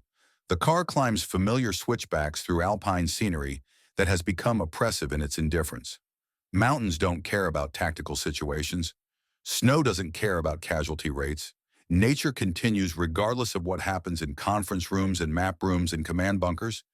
This time they wait in an anteroom for 20 minutes, long enough to understand the meeting's importance, but not so long as to be insulting. A calculated interval that communicates status without declaring verdict.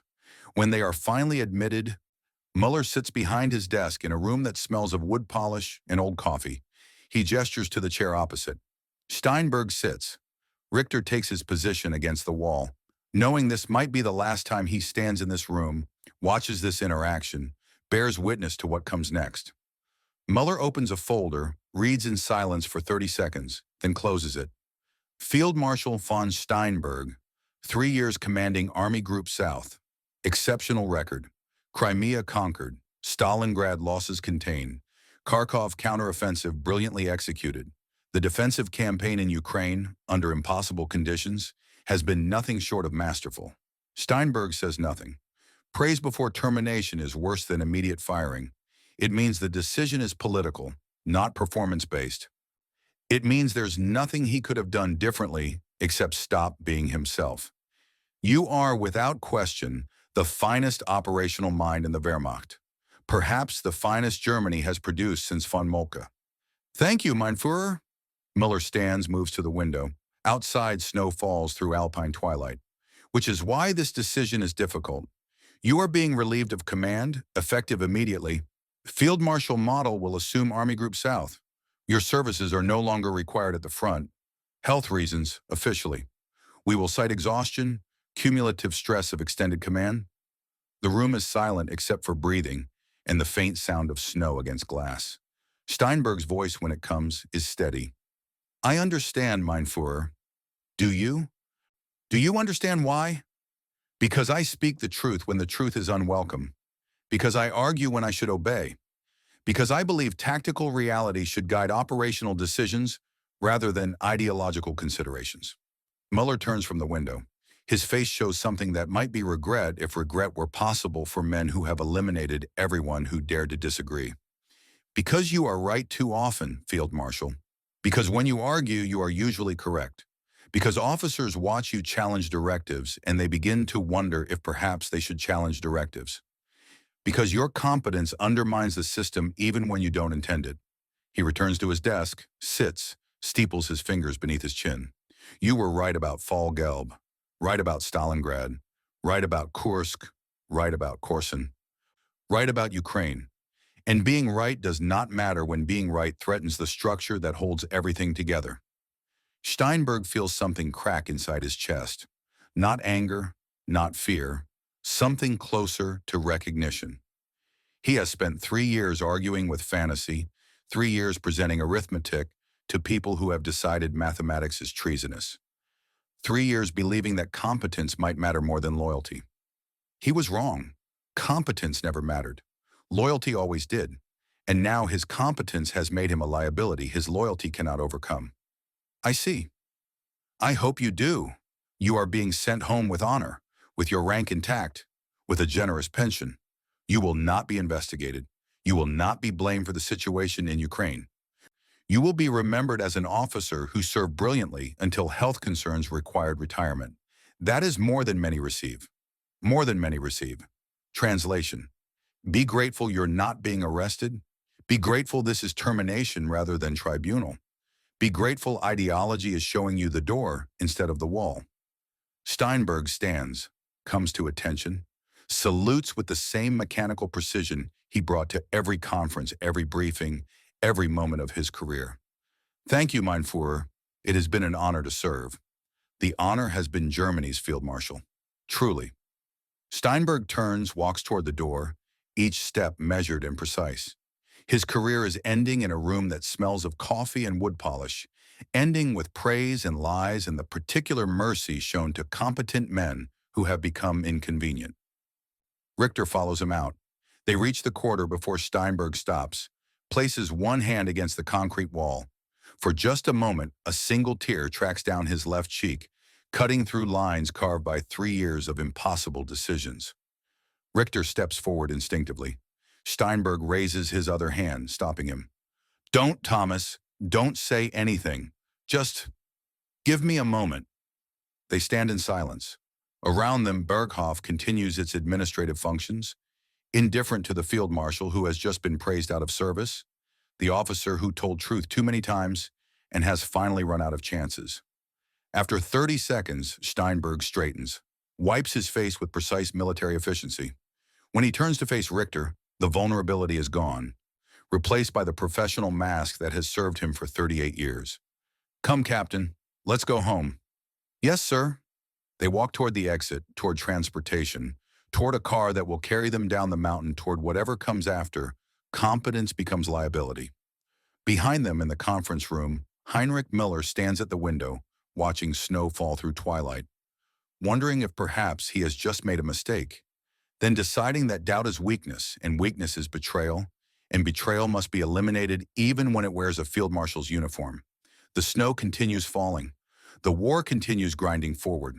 And one man who was right about everything that mattered has been removed from the board because being right was the one thing the system could not tolerate. May 1945. The estate outside Berlin has survived the war largely intact. Allied bombers focused on industrial targets, military installations, transportation hubs. They had no reason to waste ordnance on a field marshal's retirement home, assuming they even knew it existed. Steinberg lives there alone. Anna has not returned since their final phone conversation in November 1942. Her lawyers arranged the separation cleanly, professionally. She kept her family's estate in Baden. He kept his. They speak through intermediaries about financial matters and nothing else. The house feels larger empty. Rooms that once held life now hold furniture and silence. Steinberg spends his days in the study, reading military histories, writing memoirs that no one will publish, waiting for whatever comes next. What comes next arrives on May 12th in the form of a British patrol. A lieutenant, 2 sergeants, 6 privates. They are polite, professional, correct. They inform him that he is being taken into custody for interrogation regarding his conduct during the war. They do not use the words war crimes or tribunal, but those words hang in the air anyway, unspoken but understood. Steinberg does not resist. He packs a small bag, leaves instructions with his housekeeper regarding property maintenance, and walks to the British vehicles with the same mechanical precision he brought to every military evolution of his career. The lieutenant watches him with something like respect. This is not the monster they have been taught to expect. This is a thin man in civilian clothes who moves like a soldier and speaks English with academic precision and does not protest or plead or attempt to bargain. "Sir, if you need anything during transport." "I'm fine, Lieutenant. Thank you for your courtesy." They drive west through a Germany that no longer exists. Burned cities, displaced populations, infrastructure destroyed so thoroughly that recovery seems impossible. Steinberg watches through the vehicle window with clinical attention, cataloging damage, estimating reconstruction timelines, falling back on professional habits because professional habits are all that remain when everything else has been stripped away. The interrogation begins 3 days later at a facility in Hamburg. British intelligence officers ask questions. Steinberg provides answers. They show him documents. He acknowledges his signature. They present evidence of atrocities committed by units under his command. He explains operational command structure, areas of responsibility, coordination protocols. The interrogators are thorough, patient, determined to understand not just what happened, but who knew what when. Steinberg cooperates fully. He has nothing to hide because he has already convinced himself that he was a soldier, not a politician, that operational command does not equal moral responsibility, that signing coordination orders does not constitute complicity. The interrogators reach different conclusions. 1949, Hamburg War Crimes Tribunal. The courtroom smells of old wood and institutional cleaning products. British Military Tribunal. 3 judges. Teams of prosecutors and defense attorneys. Galleries filled with journalists. Observers. Displaced persons seeking something like justice in a process that cannot possibly provide it. Steinberg sits at the defense table wearing civilian clothes that hang loose on a frame that has lost another 20 pounds. At 62, he looks 70. The war has aged him in ways that transcend calendar years. The charges are read. 17 counts. War crimes. Crimes against humanity. Specific incidents in Crimea. Specific operations in Ukraine. Specific coordination orders that enabled specific atrocities. The language is clinical, but the substance is brutal.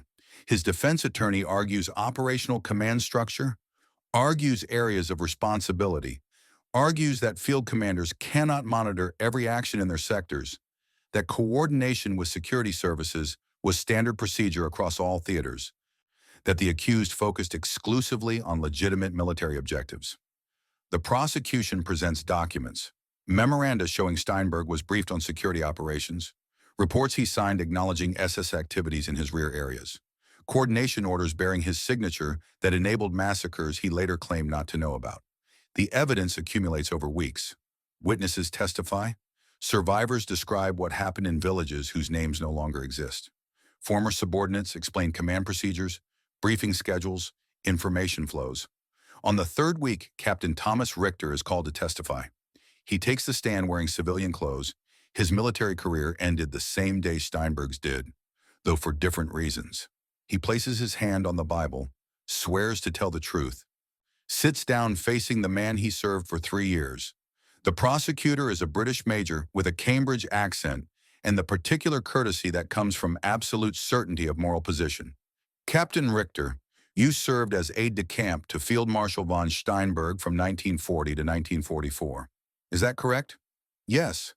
In that capacity, you attended briefings, conferences, operational meetings? Yes. Did Field Marshal von Steinberg receive reports about security operations in areas under his command? Richter looks at Steinberg. Their eyes meet. 3 years of shared service, shared knowledge, shared silence compress into a single moment of decision. Yes, he received reports. Did these reports detail actions taken against civilian populations? They used euphemisms, security operations, partisan suppression, population control measures. But yes, the substance was clear. And did Field Marshal von Steinberg take action based on these reports? Richter's hands grip the witness stand rail. His knuckles whiten. He signed coordination orders. He authorized liaison with security services. He provided logistical support when requested. Did he express concerns about the nature of these security operations? To me, no. To higher command, not that I witnessed. The prosecutor nods, consults notes, continues with precise British efficiency. Captain Richter, in your professional opinion, based on 3 years of close service, did Field Marshal von Steinberg know that atrocities were being committed by units he was coordinating with? The courtroom falls silent. Journalists lean forward, stenographers pause. In the gallery, survivors watch with the intensity of people who have waited 4 years for someone to speak truth about what happened in places the world forgot. Richter looks at Steinberg again. The Field Marshal's face shows nothing. No plea, no threat, just the clinical attention he brought to every briefing, every report, every moment when reality required acknowledgement. Yes, he knew. The words fall into silence like stones into still water. He chose not to act. He chose to focus on military operations. He chose to believe that security services were someone else's responsibility. He chose professional compartmentalization over moral intervention. One final question, Captain. You served under Field Marshal von Steinberg for 3 years. You saw him make countless decisions under pressure. In your assessment, was he a good commander? Richter closes his eyes briefly. When he opens them, he looks not at Steinberg but at the judges. He was brilliant, tactically brilliant. He was right about Fall Gelb, right about Stalingrad, right about Kursk, right about everything that mattered militarily. A pause. But he was wrong about the only thing that mattered morally. He thought he could separate professional excellence from ethical responsibility. He thought being right about tactics excused complicity in genocide. He was wrong. The prosecutor thanks him. The defense declines cross-examination. Richter is excused. He walks past Steinberg's table without looking at him, walks out of the courtroom carrying testimony that will end any possibility of acquittal. The verdict comes 3 weeks later. Guilty on 9 of 17 counts. Not guilty on charges related to direct command of atrocities. Guilty on charges related to enabling, coordinating, facilitating actions he knew or should have known were criminal. Sentence: 18 years imprisonment. Steinberg stands as sentence is pronounced. His face remains impassive. When the judges finish, he nods once, precise and economical, as if receiving operational orders rather than criminal conviction. He serves 4 years before being released on health grounds. At 66, his doctors report cardiovascular problems, pulmonary issues, the accumulated damage of extended command combined with imprisonment conditions not designed for aging field marshals. He returns to his estate, writes memoirs titled Lost Victories that defend his operational decisions while avoiding moral questions. advises West German military reconstruction, maintains correspondence with former officers who remember him as brilliant rather than complicit. He never admits responsibility, never acknowledges that signing orders made him guilty regardless of whether he pulled triggers, never accepts that professional competence in an evil cause is still evil. Years pass, the world moves on, Germany rebuilds. The Cold War establishes new certainties that make older wars feel distant. Steinberg becomes a historical figure, debated by scholars, referenced in military studies, reduced to footnote in narratives about larger events. 1967 summer, Thomas Richter, now 55, drives to the estate outside Berlin.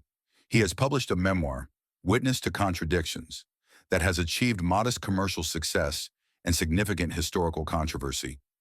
He wrote carefully, fairly, acknowledging Steinberg's brilliance while refusing to excuse his complicity. The book's publication has prompted death threats from former Wehrmacht officers and grateful letters from survivors who finally see their suffering acknowledged. Richter has learned that truth-telling creates enemies in every direction, which probably means he got something right. Steinberg's housekeeper answers the door, shows Richter to the garden, where the former field marshal sits in afternoon shade, reading a military history text with the concentration of someone who has nothing left except intellectual rigor. At 79, Steinberg appears ancient. The cardiovascular problems are real. He moves carefully, speaks slowly, conserves energy like a man rationing his remaining days. He looks up as Richter approaches. Something that might be a smile crosses his face. Captain Richter, or should I say, Herr Professor Richter, I understand your book is quite successful. It's sold adequately, academic presses, military history enthusiasts, not exactly bestseller material. But honest material, I've read it. You were fair, more fair than I deserved. Richter sits in the chair opposite. Between them, a garden table holds tea service that neither man will touch. I didn't come for thanks, sir. Then why did you come? Because I've spent 23 years trying to understand something, and I thought, before you die, I might ask directly. Ask. Richter leans forward. His voice drops, not from fear but from intensity. Was it worth it? All of it. The brilliance, the victories, the professional excellence? Was it worth serving a genocidal regime? Was being right about tactics enough when you were wrong about everything else?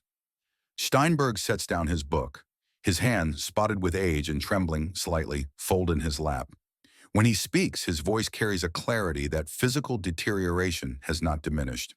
For 30 years, Thomas, I told myself the answer was yes, that professional competence mattered independent of political context, that a soldier's duty was to win battles, not judge causes, that I could separate tactical brilliance from moral responsibility. And now?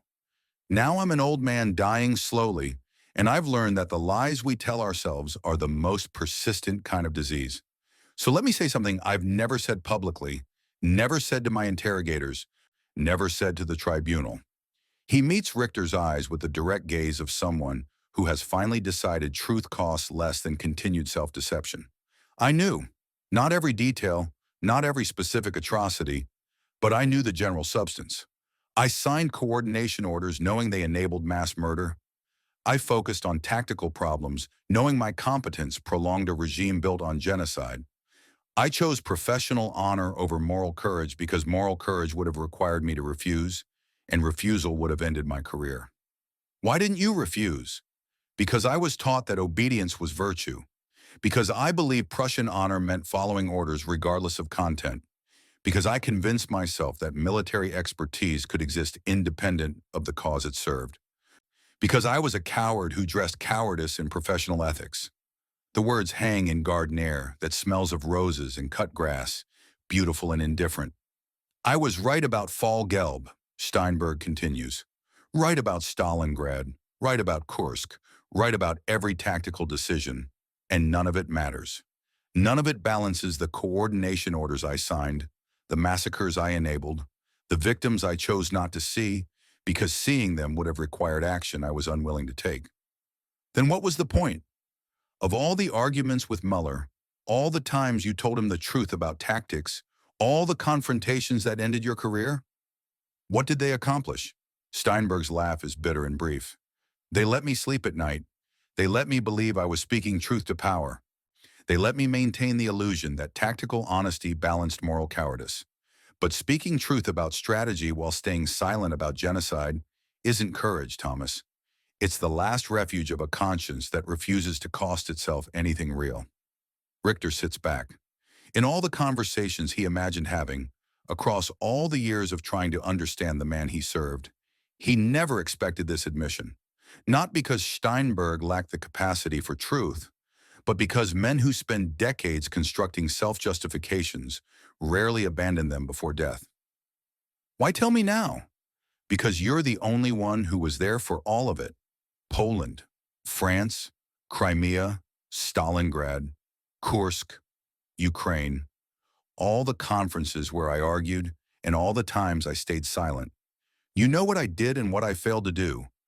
You're the only one who can understand what I'm saying. And what are you saying? Steinberg's hands grip the chair arms, steadying himself against tremors that have nothing to do with age.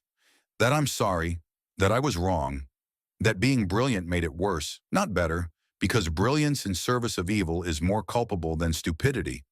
That I have no excuse, no justification, no redemption. Just the hope that somewhere, somehow, admitting truth to the one person who witnessed it all might count for something.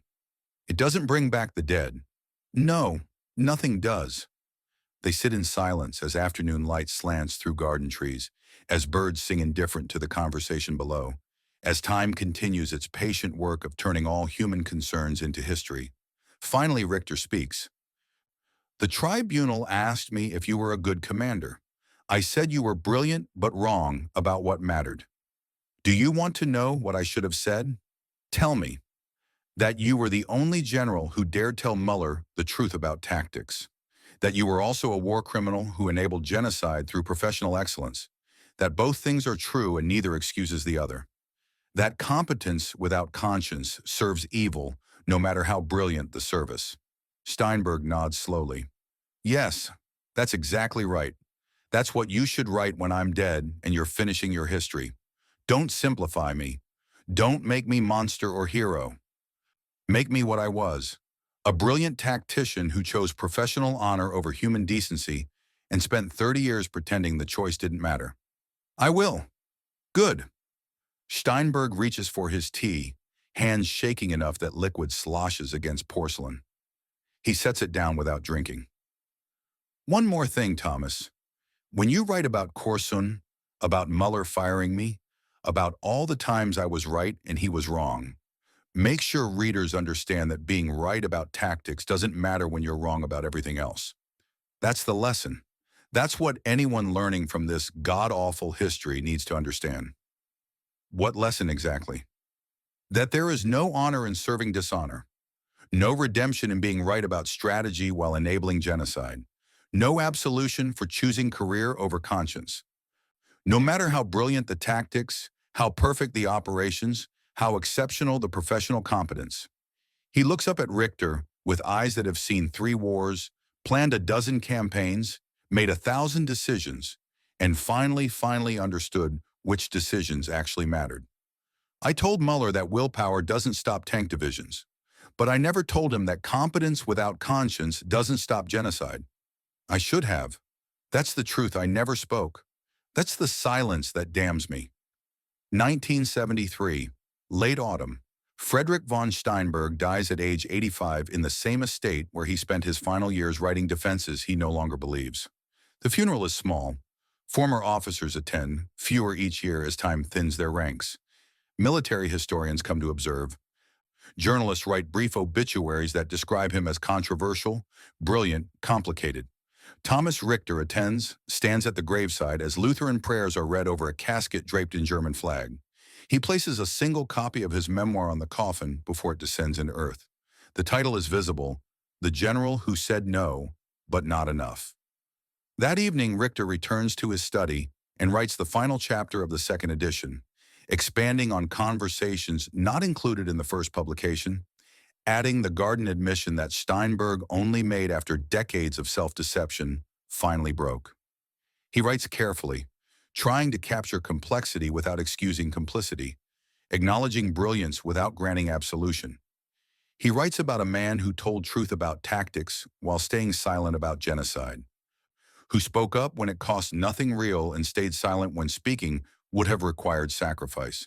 He writes about the paradox that will forever define Steinberg's legacy. The only general who dared challenge Muller's operational fantasies was also a war criminal who enabled atrocities through professional excellence. When he finishes, dawn light fills his study window.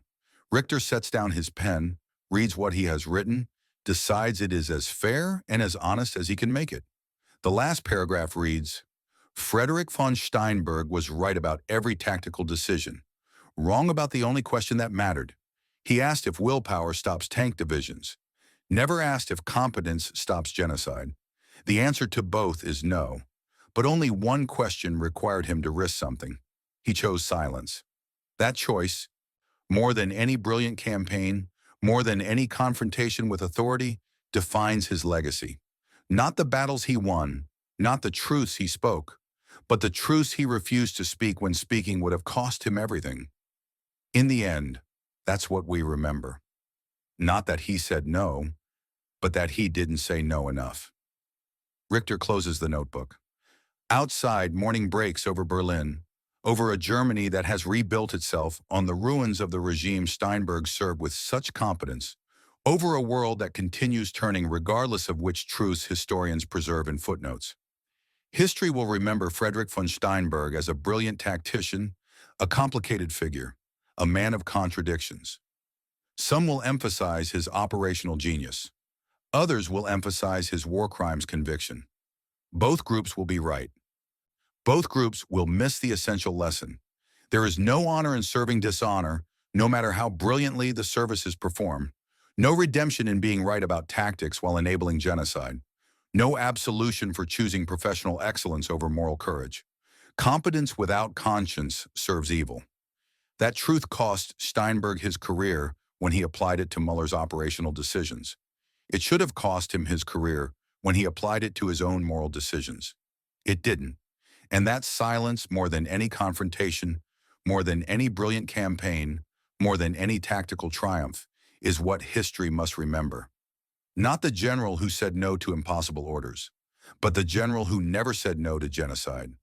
Both truths. No absolution, only complexity. And the reminder that brilliance in evil service is still evil, no matter how perfectly executed.